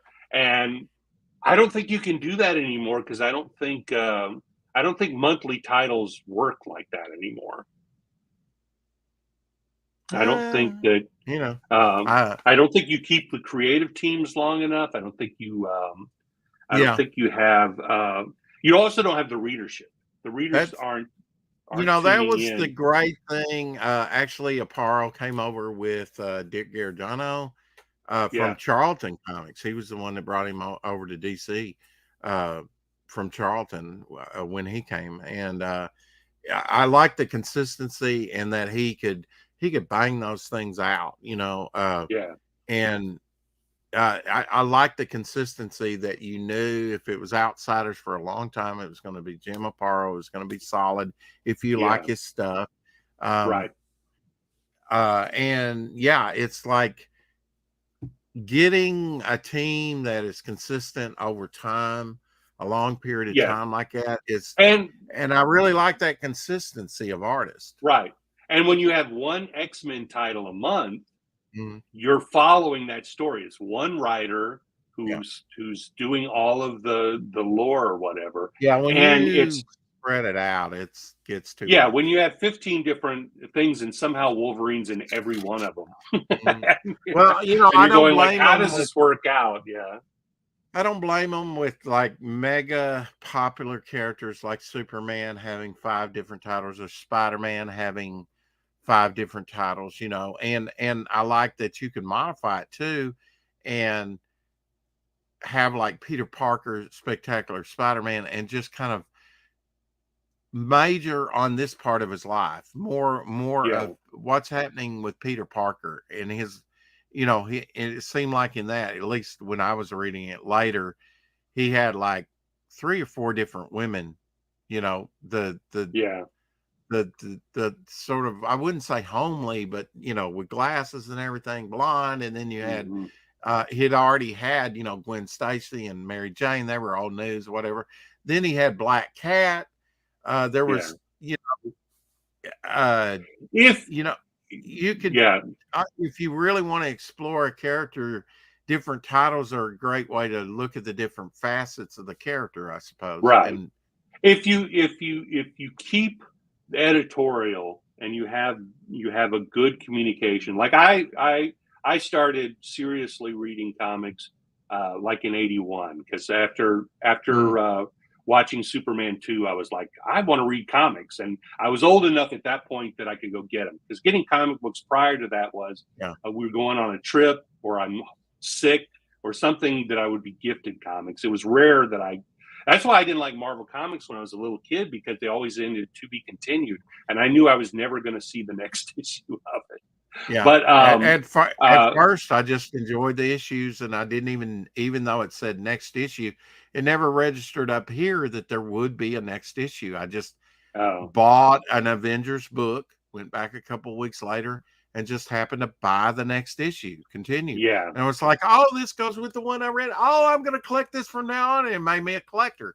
Right. But I was clueless that these things went from month to month to month. But so when I started first with Action and Superman. So you had 2 books, and then I quickly was doing Detective and Batman. So there was like DC Comics Presents and Brave and the Bold, but they weren't connected to the continuity of the 2 main books. And they had New Adventures of Superboy, which was also set 20 years before or something. Yeah. So now, see, there's another one. I read a lot of Superboy because of the backup feature of Dial H for Hero. Yeah. Did we talk about the fact I bought some books that are about Alex Toth? He did a presentation for a Dial H for Heroes cartoon. That would have been dope. Let me hop off for a second. Let me pause for a second. See if I can grab that and show it to you. Okay. Justin Belmont's Pencils Down, launching the 29th of this month. Can't wait to see that happening. Devil Flyer will be making a cameo appearance in that. And I don't know if the creators are going to be alongside their creation or not. So maybe I'll make it into the book. I just really don't know. several exciting launches, and happy birthday, heavenly birthday to Bela Lugosi. Today is his birthday. Born in 1882, he did Dracula, Ghost of Frankenstein, Mark of the Vampire, Devil Bat, the Wolfman, the Black Sheep, the Black Cat, everything that's black, right? House of Dracula, the Body Snatcher, Son of Frankenstein, White Zombie, Murders of Rue Morgue. Rue Morgue. Okay, I was like, okay, I don't know if I'm reading that right. The Raven, Frankenstein meets the Wolfman, just all those classics. Today is Bela Lugosi's heavenly birthday. Bet Yeah, you the didn't know, Murders of bet the you Rue didn't Morgue know was- that. I did You don't- actually see it earlier, but Okay, I don't think I know that. But that Murders in the Rue Morgue was actually the prototype for mystery stories like Sherlock Holmes and stuff. Poe wrote that in the See, and you remember who the culprit was, don't you? In Murders of the Rue Morgue? Oh, was it Boris Karloff? It was an orangutan. Oh, an orangutan. Okay, same thing. Here he is as Frankenstein. He made an ugly-looking Frankenstein. He did. He was, and you know, I was watching a documentary about this. They had done a thing where Igor's brain was put into the Frankenstein monster, but then they changed their mind, and so they just deleted all of his dialogue and made him mute or something like that. It was really weird, but here's Alex Toth, some of his designs for a Dial H for Heroes comic. And Let me see when would this have been, and what book are we looking at? So this is Alex Toth animated. Ooh. and this Man, was- I got to get that book. That's awesome. This was check this out from it. This was from 1981. Oh, Hawk and Dove? No, that's Dial H for Heroes. See, he's got the watch, and the girl's got the watch, and they're summoning the heroes. Okay. Yeah, I'm Yeah, sorry they didn't come out with that. That would have been awesome. Ben 10 before Ben 10. I'm telling you. Yeah. But they it was Hanna-Barbera Productions, so they were looking to do there's 3 books in this set. Oh, and okay.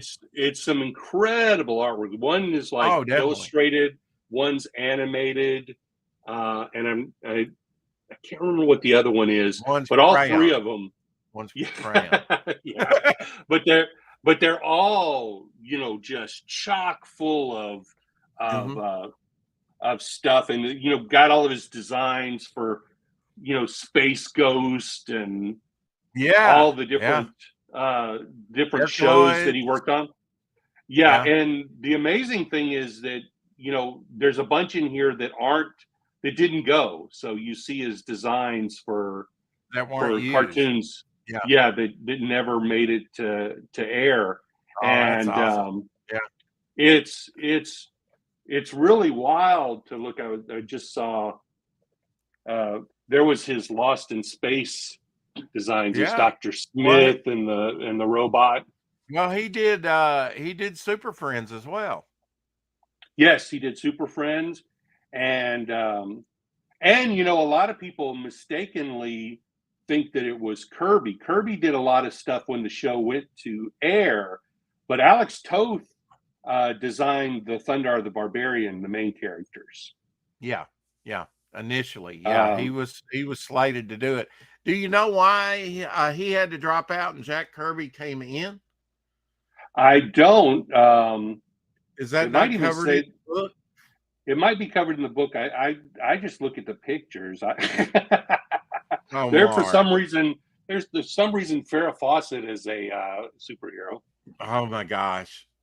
And it says 1978 Hanna-Barbera, so that must have been a show they pitched, which was Farrah Fawcett as a Well, at that time they were doing like Dino Girl and Electra something, right? They were doing live action Isis and Shazam and Jason Space Look at Patrol or look at Academy. Yeah.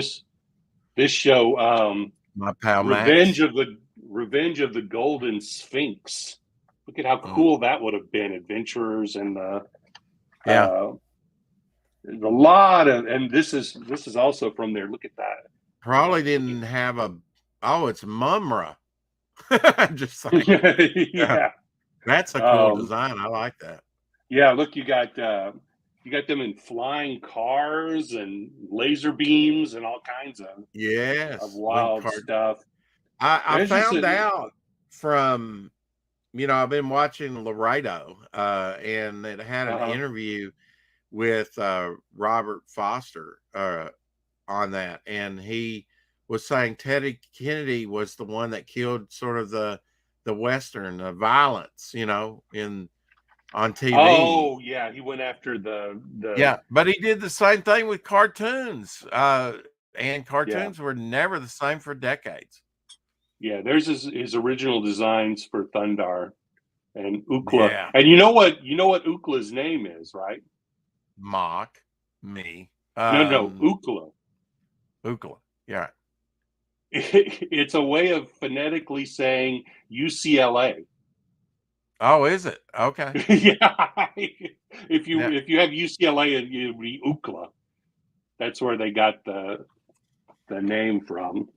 But so he did the original designs, but then it says for every pleasant experience Alex had during his interactions, some were more heated. One such was between Toth and Joe Barbera. Let's see. I'm trying to see if it says. It looks like there may have been a strike or something. Yeah, I need to go through the text and see if I can find out why he dropped. But you know what? He may have mostly just been used for the initial pitches, and then once it went into production, he wasn't there. Here's an Alex Toth piece that I found today and don't know if that's in your book, but or what this is from, but just this piece here with the brickwork and Adobe buildings and stuff. He had a very deceptively simple style. He drew very well. Yeah, but it looked like there wasn't a lot of detail, but everything was there, and his storytelling was very clear. Mm-hmm. Supposedly, he was like a giant jerk, though. That he was like, that he basically had falling outs with everyone that he worked with. I heard he hated his design for Space Ghost. I think it's great, though. It's simple, but it's striking. Yeah, I mean, it just works. Well, who didn't want power bands? I mean, yeah, those are cool. Hawkman from Filmation, when they did the Justice League, the Flash, the Atom, Green Lantern, the Teen Titans. I always liked those as a kid. I don't know if you ever saw those in syndication. I saw them when they originally were out. But and I vaguely remember those, but I do, and I've got them on disc when they came out, a couple decades ago. That kind of refreshed my memory. It's like, oh yeah, I remember watching that on CBS. But they all kind of made the round robin thing, where they rotated around. Sometimes it'd be Atom, but they had Hawkman, and he had this very short Wolverine-like claw, on in one hand, just on one. Okay. But now it had a ray that could battering ram, a door down or something. Yeah, you had to do that with kids' cartoons because you couldn't show them hitting people. Yeah. So a ray got you past that. You could push somebody even down. After the Teddy Kennedy legislation, you didn't get like cartoons like Johnny Quest where they're shooting and falling and. Well, no, Johnny Quest was a primetime TV show, though. Yeah. Like the Flintstones and Top Cat and the Jetsons. Yeah. which is pretty sad we don't have that now. You know, I guess we do with The Simpsons or Futurama, stuff like that, I guess, but it's the irony with the anti-violence thing was that they ended up canceling Wild Wild West because it was considered the most violent show on television.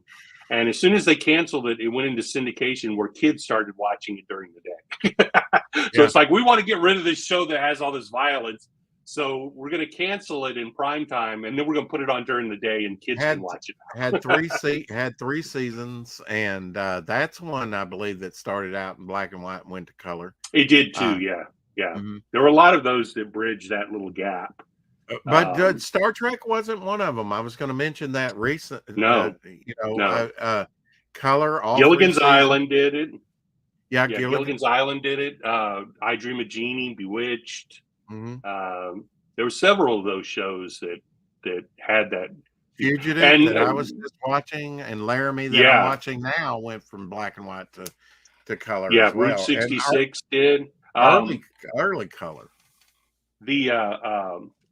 I think we talked about this. I read a story about the guy who did Bonanza, and his thought was, look, if we do it in color, then it'll have potential down the road.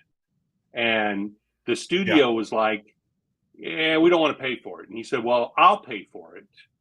And there were color televisions at the time. There just weren't that many.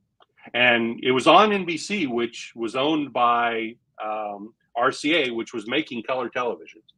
And so Bonanza goes on the air in color. It sells 1 billion of these color televisions because they all want to see Bonanza in color. It becomes like the #1 show. It's making NBC and RCA tons of money. And they came to him and they said, okay, you owe us $2 million for the extra cost of making this in color. Wow. And he's like, what are you talking about? You guys are making, because this is in color, we're doing all this great. He goes, yeah, but you made a deal. And so he spent like 10 years paying off that $2 million to NBC. But as a consequence, every episode of Bonanza is in color. Robert Fuller said that at one time, 37 top shows were Westerns. Yeah, I believe it. Yeah. Yeah. Yesterday, we talked a little Filmation. Yesterday was Lou Scheimer's birthday. Okay. Yeah. Look at this, lineup here of just different characters from the 60s. That Joker that they had from the Batman cartoon was the weirdest Joker of all Jokers. Do you know who did the voice? I don't remember. No. Ted Knight from the Mary Tyler Moore Show. Oh, really? Well, that's probably why it was so weird. He did a lot of voices for Lou Scheimer for Filmation. Of course, animated Star Trek a little bit later. Yep. And Doohan, who played Scotty, did a lot of the voices, and so did Major Garrett. That was they did a lot of the secondary characters. Mm-hmm. And the only main character there that's not there is Chekhov. Chekhov was not in it. Initially Sulu and Uhura weren't going to be either, but Leonard Nimoy kind of came in and said, "Look, I'm not going to do the show, unless because they basically took out the two non-white characters." So Leonard Nimoy said, "Look, this is not cool."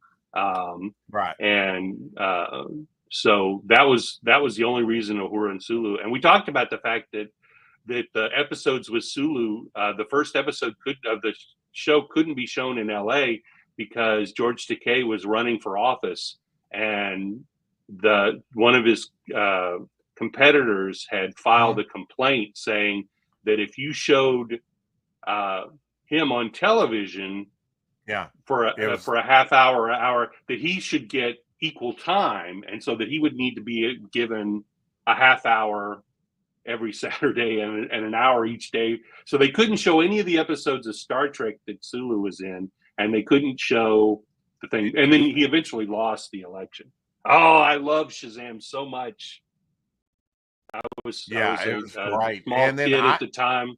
I loved ISIS too. ISIS, I got the complete ISIS a couple years ago and actually rewatched it earlier this year. They never throw a punch, folks. No. Never. No, they were, They- and they were all Billy. heavy moral stories. They all had a Yeah. they all dealt with something that a kid could learn a lesson in ethics or something. Well, they still And- did that with He-Man. At the end of He-Man, they would have Yeah, but those were kind of baloney ones. They were like, Yeah. "Whoa, when I fought Skeletor, that shows that maybe you shouldn't lie or something." These were like, kids on drugs or kids cheating on, stealing a car, or this dealt with like the things that were actually part of the storyline. But yeah, then Shazam would come in at the end. Captain Marvel would come in at the end and say, "Well, when he did that, that wasn't a good thing. And if he had just done this, he just told his parents or something like that." But I'm convinced that those actually helped. Nowadays, you couldn't do that because people are too uptight about it. I still prefer this, Mark. Fritz, get up, for God's sake, get up! They Have killed you- Fritz! They killed Fritz! Those lousy, stinking yellow berries! Those horrible atrocity-filled vermin! Those Is this that Martians movie? They've killed Fritz! Wizards. Sting it! Wizards, that's it. Yeah, Sting it! Ralph Baskin. You black yeah. I've never seen it. Max, I'm okay. I'm okay, Max. Just a scratch. Look, I'm all right. Max. Oh, damn. There you go again, stepping on my lines, raining on my parade, costing me medals. Oh, damn. Ooh, Fritz. Fritz, get up, for God's sake, get up. They've killed Fritz. I killed Fritz. Those lousy, stinking yellow berries. Those horrible atrocity-filled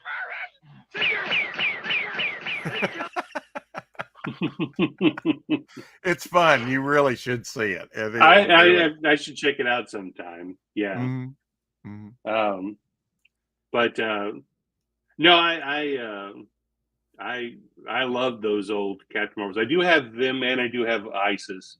I don't have the Shazam. I have the ISIS. I'll work up to getting Shazam again. Of course they had. I had pre-ordered Jason and like Star Warner's Command. They had Archive or something. all types Yeah. of live action type stuff. That. Yeah. And I know you've got a bunch of the stuff on disc. I'm quite envious of your collection. Yeah, I went after a lot of the stuff that I remember is from when I was a kid.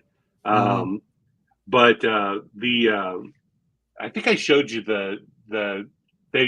it was Warner's Archive that was putting out the Shazam show, and they were late for it, or something happened, and they ended up putting out a cover by Alex Ross. It's a nice painted cover for the. Let me see if I could show that. I want to see Stretch Armstrong versus Plastic Man. Do it. Make it happen. We'll have a gay old time. Oh, here it is.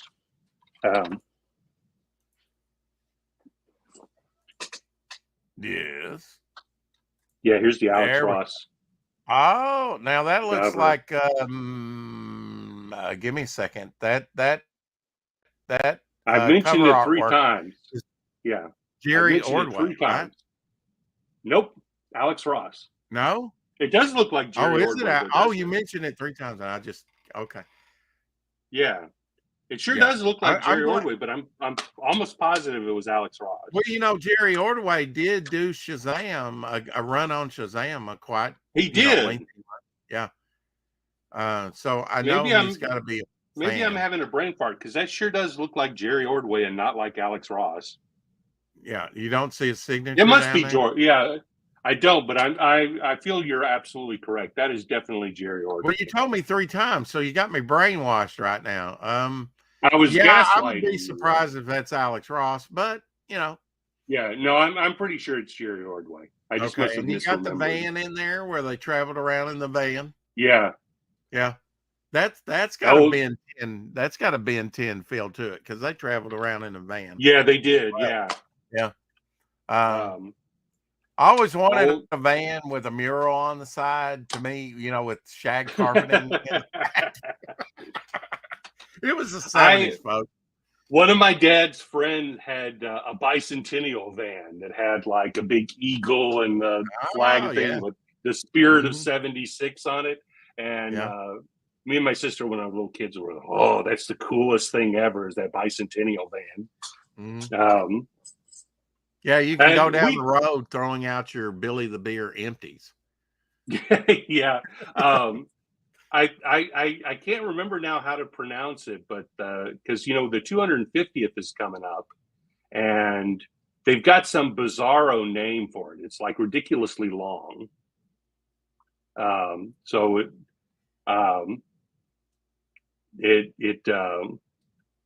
it's officially that's what it is. But I don't think we're going to get quite the celebration that we got in '76. I think I think it's going to be too much strife nowadays for people to be patriotic. But maybe we'll leave some more people in Afghanistan. Just saying. Hopefully not. But I do wonder if it's going to be, because I just remember as a kid in '76. Yeah, everything was bicentennial. Even the quarters were bicentennial quarters. Everything was everything was. I remember we went to Disney World twice because we were down in southern Florida, and they had a bicentennial parade. They had Mickey, Goofy, and Donald as the with the three with the pipe and the drummer and the 5 player. Yeah, carry the flag. I think they had released maybe the $2 bill with Thomas Jefferson in '76, and then also I think it was too the Susan B. Anthony dollar, right? No, that was in the '80s. Oh, was it? It was they had the bicentennial quarter, which I, as a kid, I used to hang on to. When I come across a bicentennial quarter, but I'm trying to. It's like I said, it's a dumb name for the 250th, which is why it's going to be terrible. Because you can see over here, right there is very patriotic. There we go, right here at the end of my finger, that yellow thing. That is the Superman and Wonder Woman with Uncle Sam in the background. Where they're that was the cover of the Treasury edition. Right? The big Treasury edition, and you also had Captain America Bicentennial Battle Special Treasury edition in '76. So here it is. It's the semi-quincentennial. That's what it's called. Okay, that sounds gay. Which just rolls off the tongue. No, it doesn't. It's so easy to remember semi-quincentennial. Okay. I'll get right on that. I've got a couple years, right? You still gotta, but I mean, if you want to get t-shirts made, you're gonna have to start working on them, because that's a lot of letters to put on a t-shirt. Semi-quincentennial. Who thinks of these things? Limp Bizkit Incorporated. Well, it definitely, I'm sure, was a government thing put together by Congress to come up with this name, and this is the best they could come up with. I mean, I know they're starting to work on some things. It doesn't look like Dallas has anything planned for the semi-quincentennial. But of course, Boston is going to do something. Philadelphia is going to do something. New York, Charleston, Louisville, Pittsburgh, and Denver have things planned. But people. I'm just going to wear my little, There you go. There.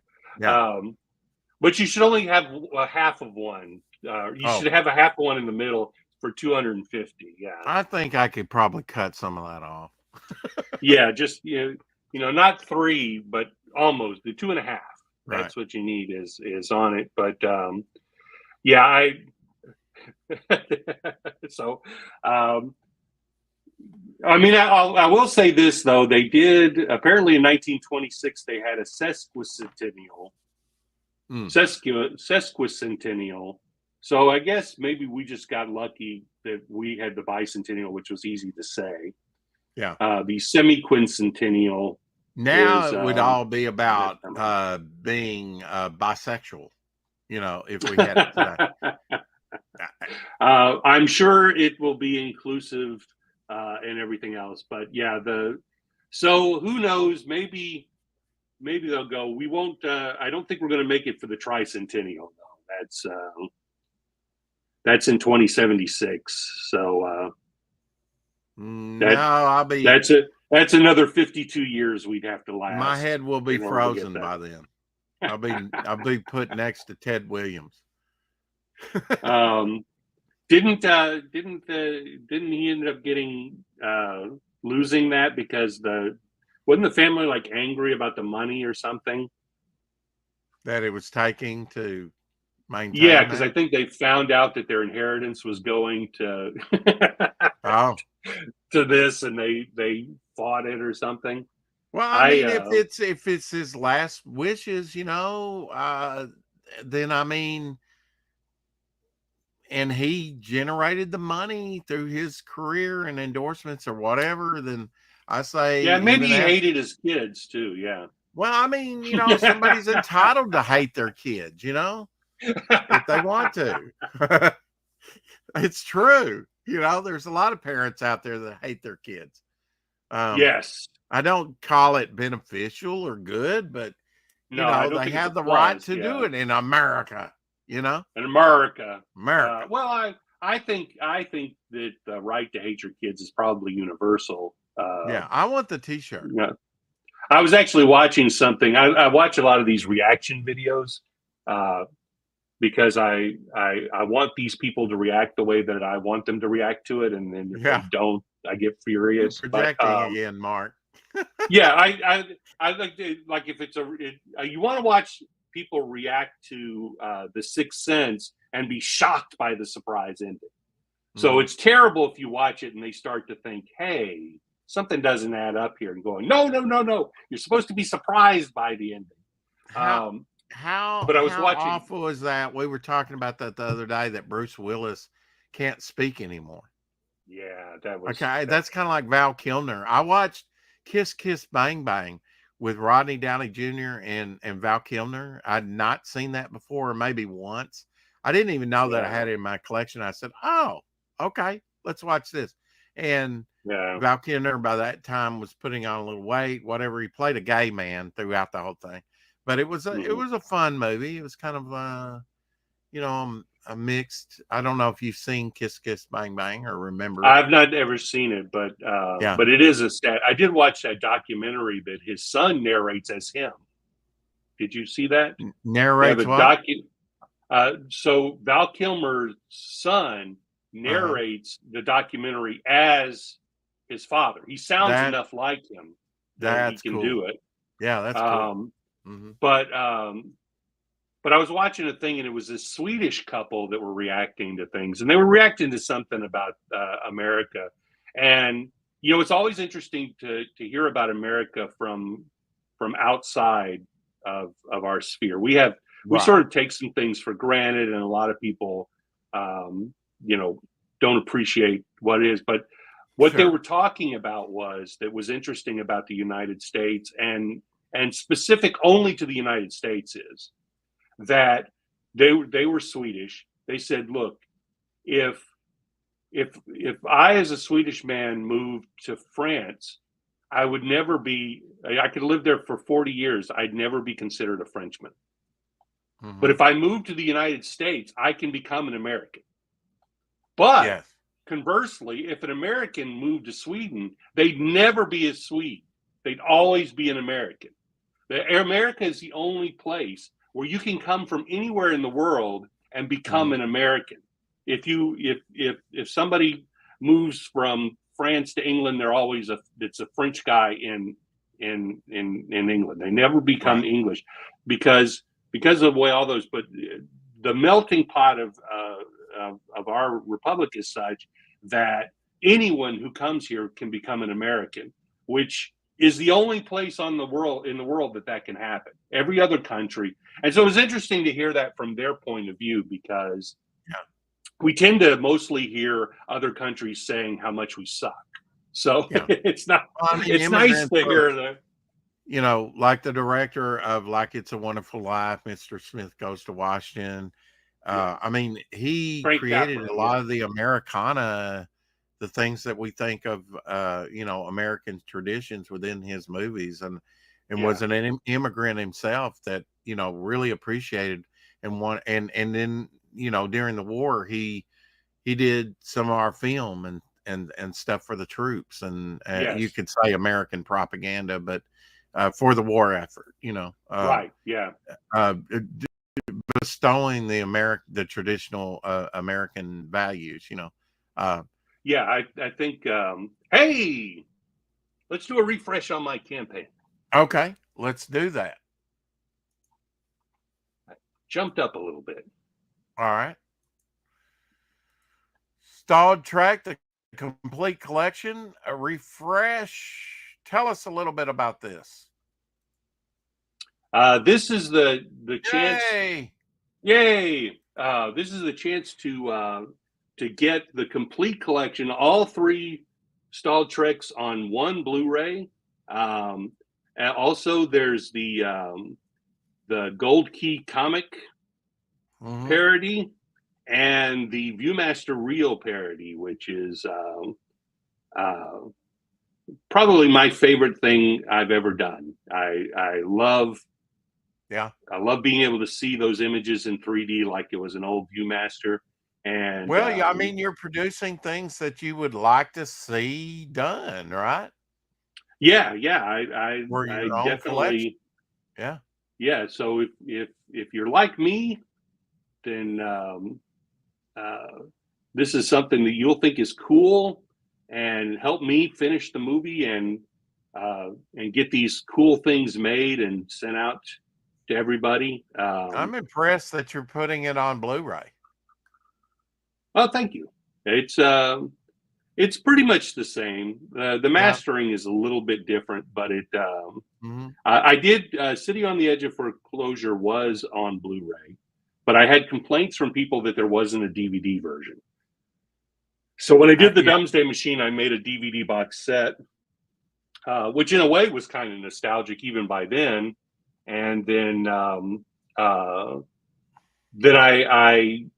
I wanted, though, for people to be able to have an HD copy. So my thought was, well, I'll make a Blu-ray and just stick it into the box set.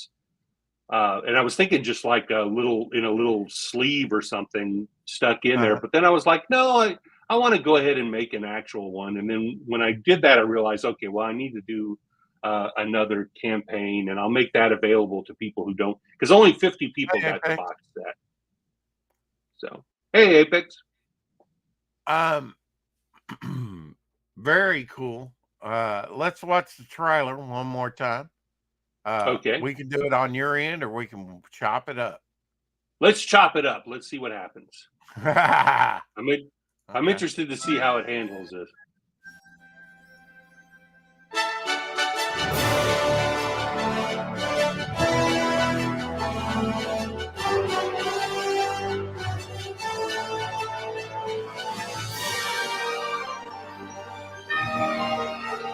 Probably like your Viewmaster.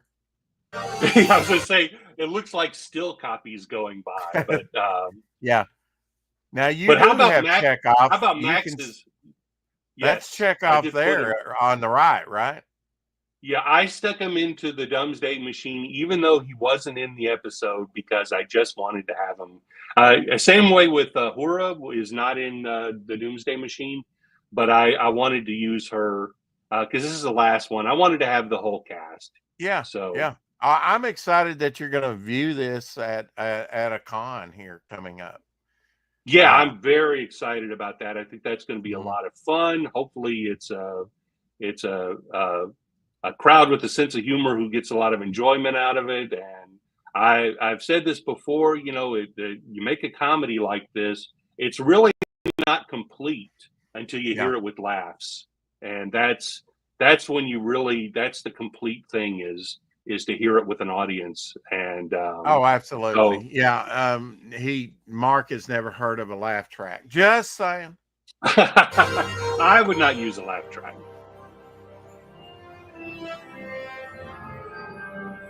You don't think I know that? No comment. That joke's never going to get old. It's never going to get old.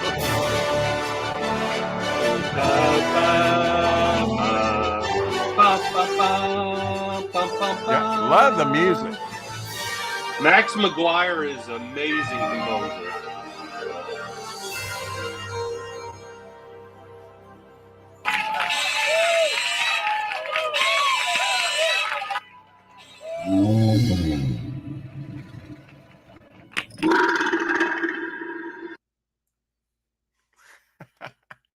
Did a great job on that. Yeah, I love the music Max has done has been incredible.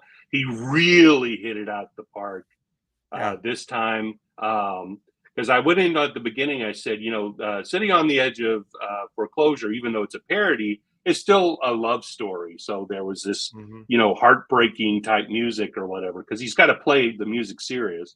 I said, but this is a monster movie. This is like Jaws. I mean, in fact, a lot of people point out the fact that the Jaws theme is very similar to music that's in the Doomsday Machine. Well, it has that epic, grandiose feel to it. You know, I love the trailer.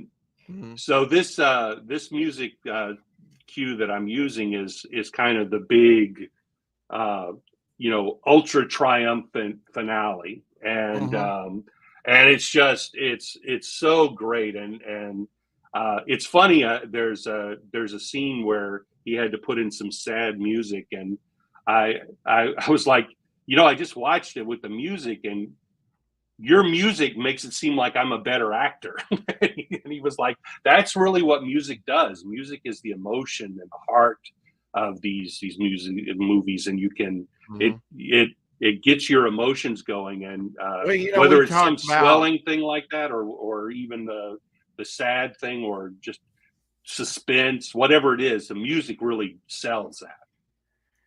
Oh, definitely. I mean, and it's what we remember. If you know, if I said Christopher Reeve, Superman, the music is going to come to your Richard Donner. You know, it's going to come to your mind.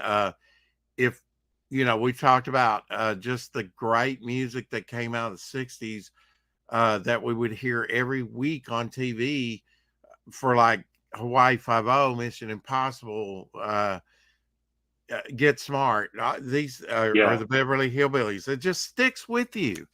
Did you ever get those TV's greatest hits? You remember they were putting out those albums of TV themes in the 80s? I ended up getting, I think they were called Television's Greatest Hits. I went back and got a lot of them on CD, but I loved those. Yeah. Because I used to take a tape recorder and tape the theme songs off the television for shows. They were in syndication or whatever. I'd wait for when they were starting, I'd record, and I'd have a bunch of the theme songs that way. But then they came out on album. It was like a double album set. The only time that I can think of actually trying to record with was probably Mork and Mindy, but I probably did it with some other shows as well. And out there somewhere, in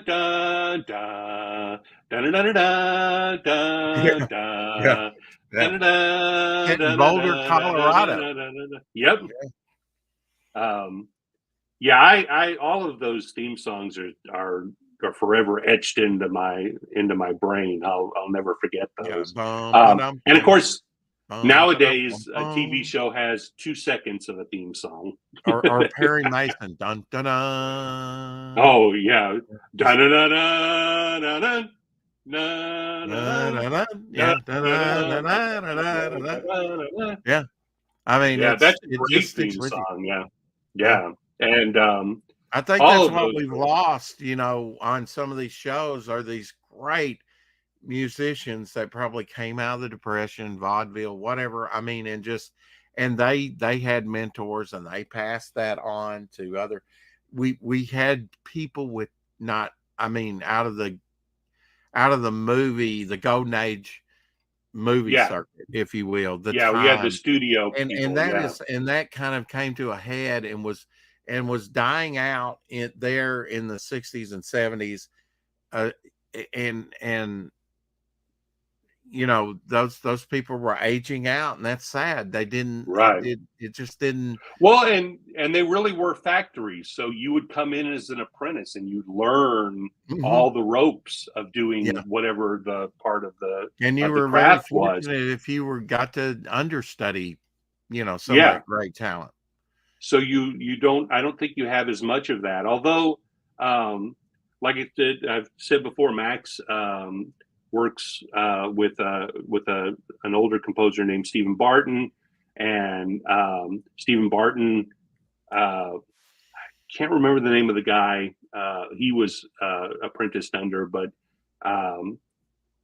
that guy was apprenticed by under Hans Zimmer. So there is some legacy of learning these things, because that's the thing. We always think of like, oh, music by John Williams. We assume he does everything, but that's an enormous amount of work to do a score. So he's going to write the main themes. He'll score but you'll have additional music by, or you'll have the people who orchestrate it, because they put in all the notes that the oboe is going to play and that kind of stuff.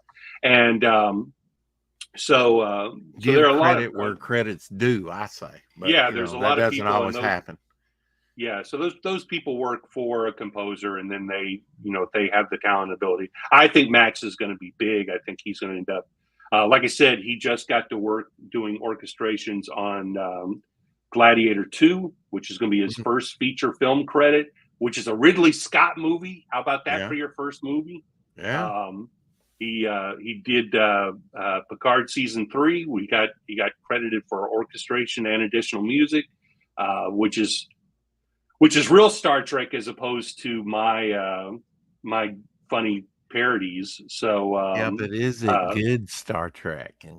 I really like season 3 of Picard. Did you not watch it? Well, I mean, no. I mean, I slogged through the first season, and it was like I didn't care for the first 2 seasons, but the third season is a Next Generation reunion. Everybody's in it. Right, and it's like it was great. I don't care. They look at the ratings, and it. Yeah, I get it. I get it. They're That's pulling what I on wanted. your heartstrings. I wanted they're to kicking see a all dead of horse. those I people. got it. A little tear formed in my eye. A little tear let me down. When Data as a clown. When Data and Geordi reunited, because they were pals, and for Geordi to get to see Data again. The movies. How did he come back? I'm not telling you. You have to watch brother. What the hell? You have to watch Picard. No, I'm not going to. No. And it was. I'm waiting for him to sit in the captain's chair and use his mental Professor X powers. He's not waiting. Professor X. Yeah, well, his evil doppelganger. It's out. La. I'm not listening to your negativity. Okay. I enjoyed season 3 of Picard. And look, I'm the one great. on here advocating for Voyager. I mean, even though it has Picard. I did go back after a while when they started coming out.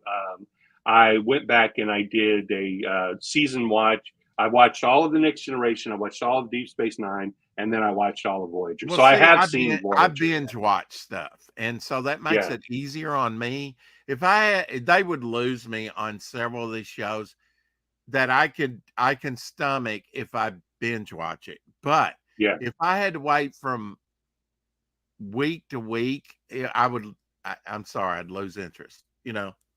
It's just some of these stuff is drawn out too, like we were talking about.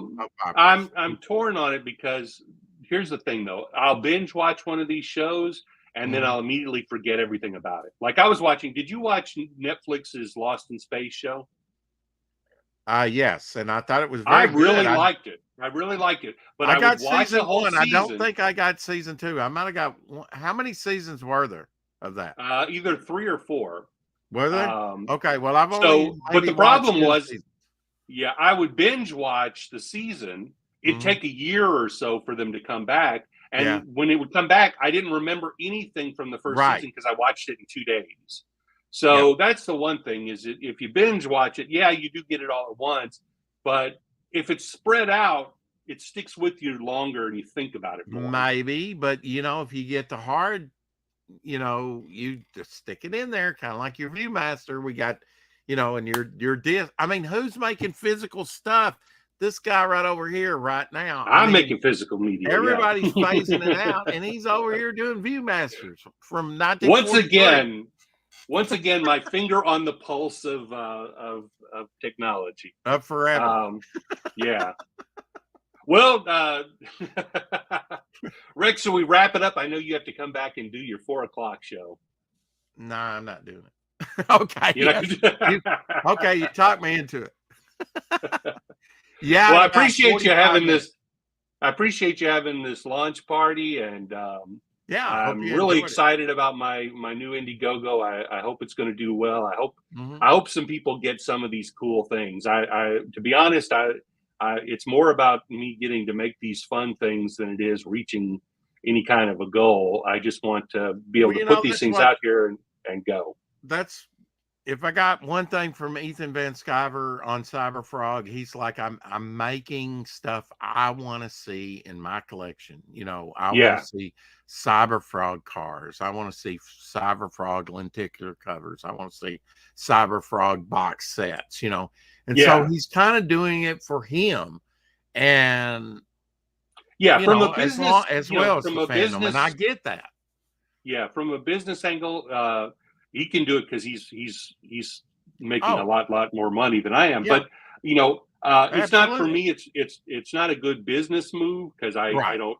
these usually cost me money instead of making me Yeah. money. But I get to put these things out, and to me, it's fun to have these little mementos. And I think other people who like Star Trek enjoy the same thing. So you know, I always say I've got a you know, I've got a you're listening- very you know, I've got a very $1,200 small in one audience. day. That's not bad. Over $1,200. Yeah, I'm very pleased with that. And Yeah.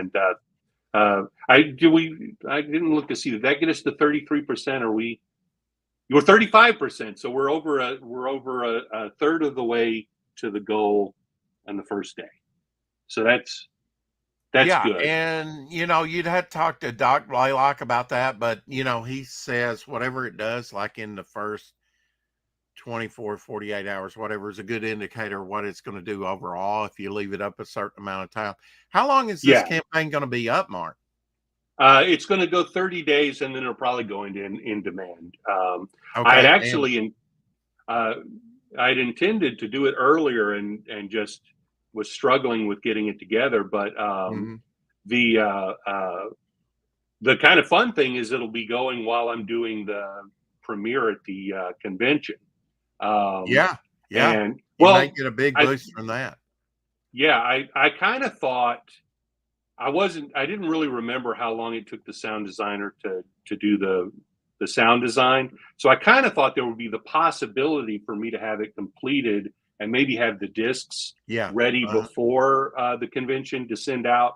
But I think I'm cutting it really close. Now, how about the Um, printing of the comic? Now, if you printed up some of the comic, you could take the comic with you and possibly sell some of that. Well, I'm not going to have a table. Not This gonna have a creation table. Okay. Yeah, this creation entertainment is very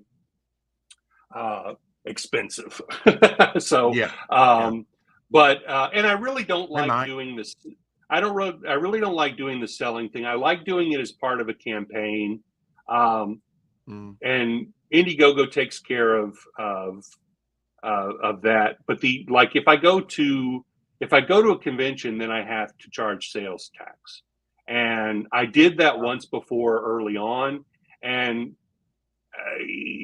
I'm very forgetful, and so I'll do it, pay my sales tax, everything's great. Then next year I don't sell any, but I don't report that I didn't sell anything, and they fine me $250 for not reporting my zero taxes. Oh, Okay. So I Wow. don't want to. I'm not a businessman. I'm not somebody I'm just a creative who likes to make fun stuff. So She's slipped off the cracker. Got it.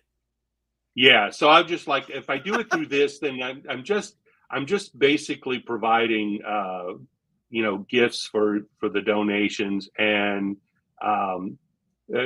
selling them. I did that for like a year or so of going to conventions and selling them at time on DVD, and Mhm. it was a slog. And Yeah. it just, I mean, I didn't travel out of state. I did the ones that were local. Right. I'm in a big city, so At least there's you some get to big meet a cons. lot of the fandom though that have similar interests to you.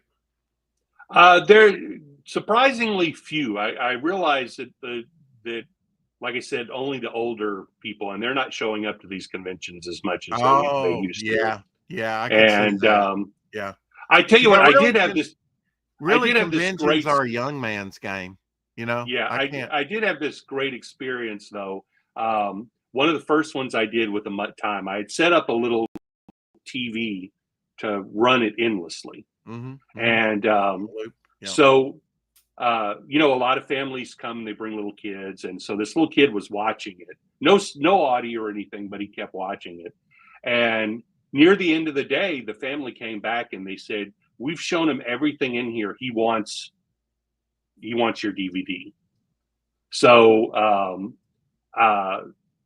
that was cool. And I had a couple of instances where they came back and said the kid watches it every day. He loves it. Wow. So and I don't really think of them as being for kids, but they are Yeah. animated and they're colorful. And I do some slapstick. The humor works on different levels. Right. So that was pretty cool. That was a good experience with Well, the look how Jay conventions. Ward did it. They had the jokes for, and even Hanna-Barbera, like in the primetime stuff, you had the jokes for the children, but you also had, and the slapstick, but you had also jokes on an adult level. Yes. So you had this And duality going on with the cartoons. right, yeah. Yeah. And that way your family can watch it because the kids can Yeah. enjoy it, the grown-ups can enjoy Yeah. it. What But it is is fun too. what is is there any age limit on these, you think? No, I would say they're family friendly. I And I don't gotta put say happy birthday to Don Chin. I had not thought till I went on with Don Chin on his own channel. He asked me, "Well, what's the age appropriation of your book?" And I'm like, you know what? I've never really thought about that before. But yeah. that's something when you get into entertainment, you really have to think about, well, who is your audience? Who's your core audience? Who are you really focusing, this toward? Is it Yeah. adult? Is it children? Is it all in one? You have to think about those things. Well, yeah, I personally, my sense of humor is pretty broad. I like different types of humor.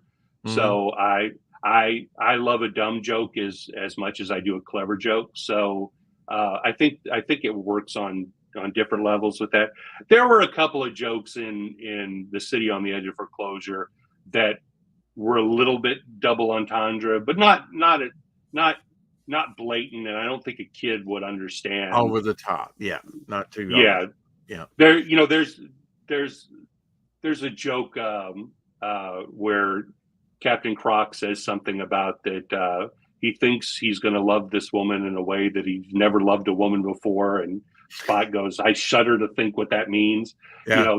That can be a little bit blue, but it's not it's not blatant, and a kid wouldn't understand what that I know joke why they was. got rid of the yeoman from the first season, but oh my God, she could melt butter just by looking at it. As a kid, Yeah, I'm like, this is one of the most beautiful women I've ever seen in my life. yeah, Julie Newmar was kind of like that back in the day. I was like, yeah, very beautiful, very, very beautiful, and and giant. Yeah, she was. yeah, oh, that was yeah. a lot of woman that Julie Newmar. Yeah, I mean, you don't meet that many 6'1", whatever Yeah. she is, and not skinny or scrawny. She was dancing built like a legs that went on. yeah. She was amazing. But Well, all right, Well, thanks again. I'm Good excited luck to with the see campaign. how this goes. I'm hoping people will get excited about the things that I'm offering up, and this is the exciting part. The movie's very close to being completed, and then I'll get to show it to an audience, and that's really exciting after 3 years of me being by myself in front of my computer, just trying to get it done. So yeah, I hope that goes well for you. I thanks. think you can tap into a whole, market there, especially if you got the campaign up and you can like hand out cards, a flyer, something Yeah, I inexpensive. may go ahead and do a This, postcard. and a lot of people can do that from their phones and back it from their phones and mobile devices. I could stick a QR code or something on there, and definitely. Yeah, I mean, it is all about accessibility. Yeah, the thing that's shocking to me is that it's less than a month away. It's the 15th of November, so it's coming up on me fast. I'm going to blink and it's going to be here. Well, it's like my birthday. My birthday's going to be the November 2nd before you know it. And then after that, we can celebrate by having an election. Yay. Yay. And, we can get a cake with 117 candles on it for you. And I always love that sound effect. All right. Well, kick me out of here for that insult. And, I'll let you. I'll do that. Thanks. Yeah, he had to go. I'm sorry, bastard. Anyway, I hope your campaign does good. Stalled Track, the complete collection. Back it today. As Mr. Yes, Goodson please. would say. You're killing it so far. I mean, with little or no I'm press. Feeling good about it. Yeah. Yeah, it's so I give it a look.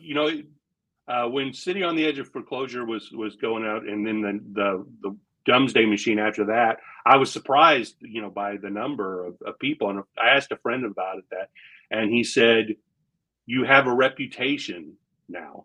You've completed these projects and people enjoyed them, and they want more of them. So that's a good feeling."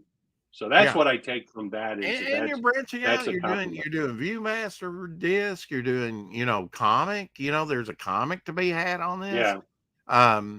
And that's well, and I have a bigger YouTube audience than I had before. So because that just sort of came. Do you have stretch goal, or are you doing stretch goals? I think I'm thinking about a stretch goal. I still have to get to the goal, which is, I'm only a third of the way. But if it starts to look like that's going to happen, there's one I would love to do. Max and I have talked about doing a vinyl soundtrack of the two movies that he's done the score for. I would love to do it, but there's a minimum press run of those, so they become kind of pricey. And I just can't see doing it unless Viewmasters too. That's kind of pricey too, isn't it? Not too bad. The Viewmasters kind of work. The more you order, the cheaper they get. Yeah. So you can order just one if you want to. Oh, okay. But from what I heard about, because Dan Pleagle was doing that with Goblin Girl, he had, maybe he was going through the wrong people, because he was like, yeah, you got to order a minimum of those, and it's kind of expensive, to do. But it's maybe to get it the price that he wanted to, he had to. Maybe so. Because if you order them, the shipping is really expensive. So, but if you can dole that out over having a lot of them sold, that's a fairly lightweight item, I would think, even a big box of those things. So I suppose so. I tell you what, I've only ordered them in the gift sets where it comes with the with the viewer, but so it's probably not as expensive for the for just the discs. But and what's funny is I'm going to have to make every single one of the sleeves. Because I did get that was partly why I bought this, was so that I could measure all the things that make a template, so that I could print these out and fold them up. And because you got to have this. Yeah. This is a big part of the ViewMaster. Oh, the experience. presentation. You know, if I Yeah. learned anything in like 3D design or sculpting, it was like presentation is everything. Especially in sculpting, it has to look good all the way around. You know. Yeah. Well, and like I said, I'm leaning heavy on the nostalgia of this, so you want to have the whole package. Hey, you know, I predicted, you know, retro, I think's coming back. I love these AI, you know, Terminator 1950 or Star Trek 1939 or whatever. I love these grainy. I think that's and probably. I think you're gonna see a lot more of that because key characters like have already become like Zorro and others have been certain aspects of that's become public domain. Superman will, I mean, Doc, I think it's a few years, a couple of years, 2-3 years. Doc Savage will. I mean, there's as we go into the talkie era. Well, stuff, but the tricky thing Willie with those, becoming, you'll have some major properties becoming public domain. Well, not the properties though, the individual pieces of art. So like Steamboat Willie, you can now put that on a DVD and sell it because it's in the public domain. The trademark for Mickey Mouse is still owned by Disney. You can't say I'm putting out Mickey Mouse. I'm just saying that you're going to see some major stuff aging out, becoming like 100 years old, and you're going to see resurgent. Like you'll see Charlie Chaplin collections, and you know stuff from the early. You'll see W.C. Field collections that were the early 30s. You know, talkies and some of these some of these films there's a different laws protecting music, recorded music than there are for so some of these films you might be able to say, oh, the film's in public domain, but the soundtrack is not in public domain. Public domain is not a license for you to just do anything for sure. But I mean I'm just saying, as things hit these anniversary marks, you're going to see a lot of retro nostalgic stuff coming back. And I think that that's going to have a resurgent. And I think it already has. You can take a look at these reimagining AI type things and go, that's cool. I would go to the movies and see that. But that's not what they're producing. You know, again, the fan made Star Trek movies or TV shows or whatever are doing better than the big studio stuff. And it's because the passion's behind it, you know, and the vision. Well, you know, 2 years from now, I may just be able to type my script into an AI thing and it spit out a movie for me. So, oh, get out of here. And I am too. Okay. Keep watching, keep collecting, and go check out Star Trek. It's awesome. Live long and prosper. Damn,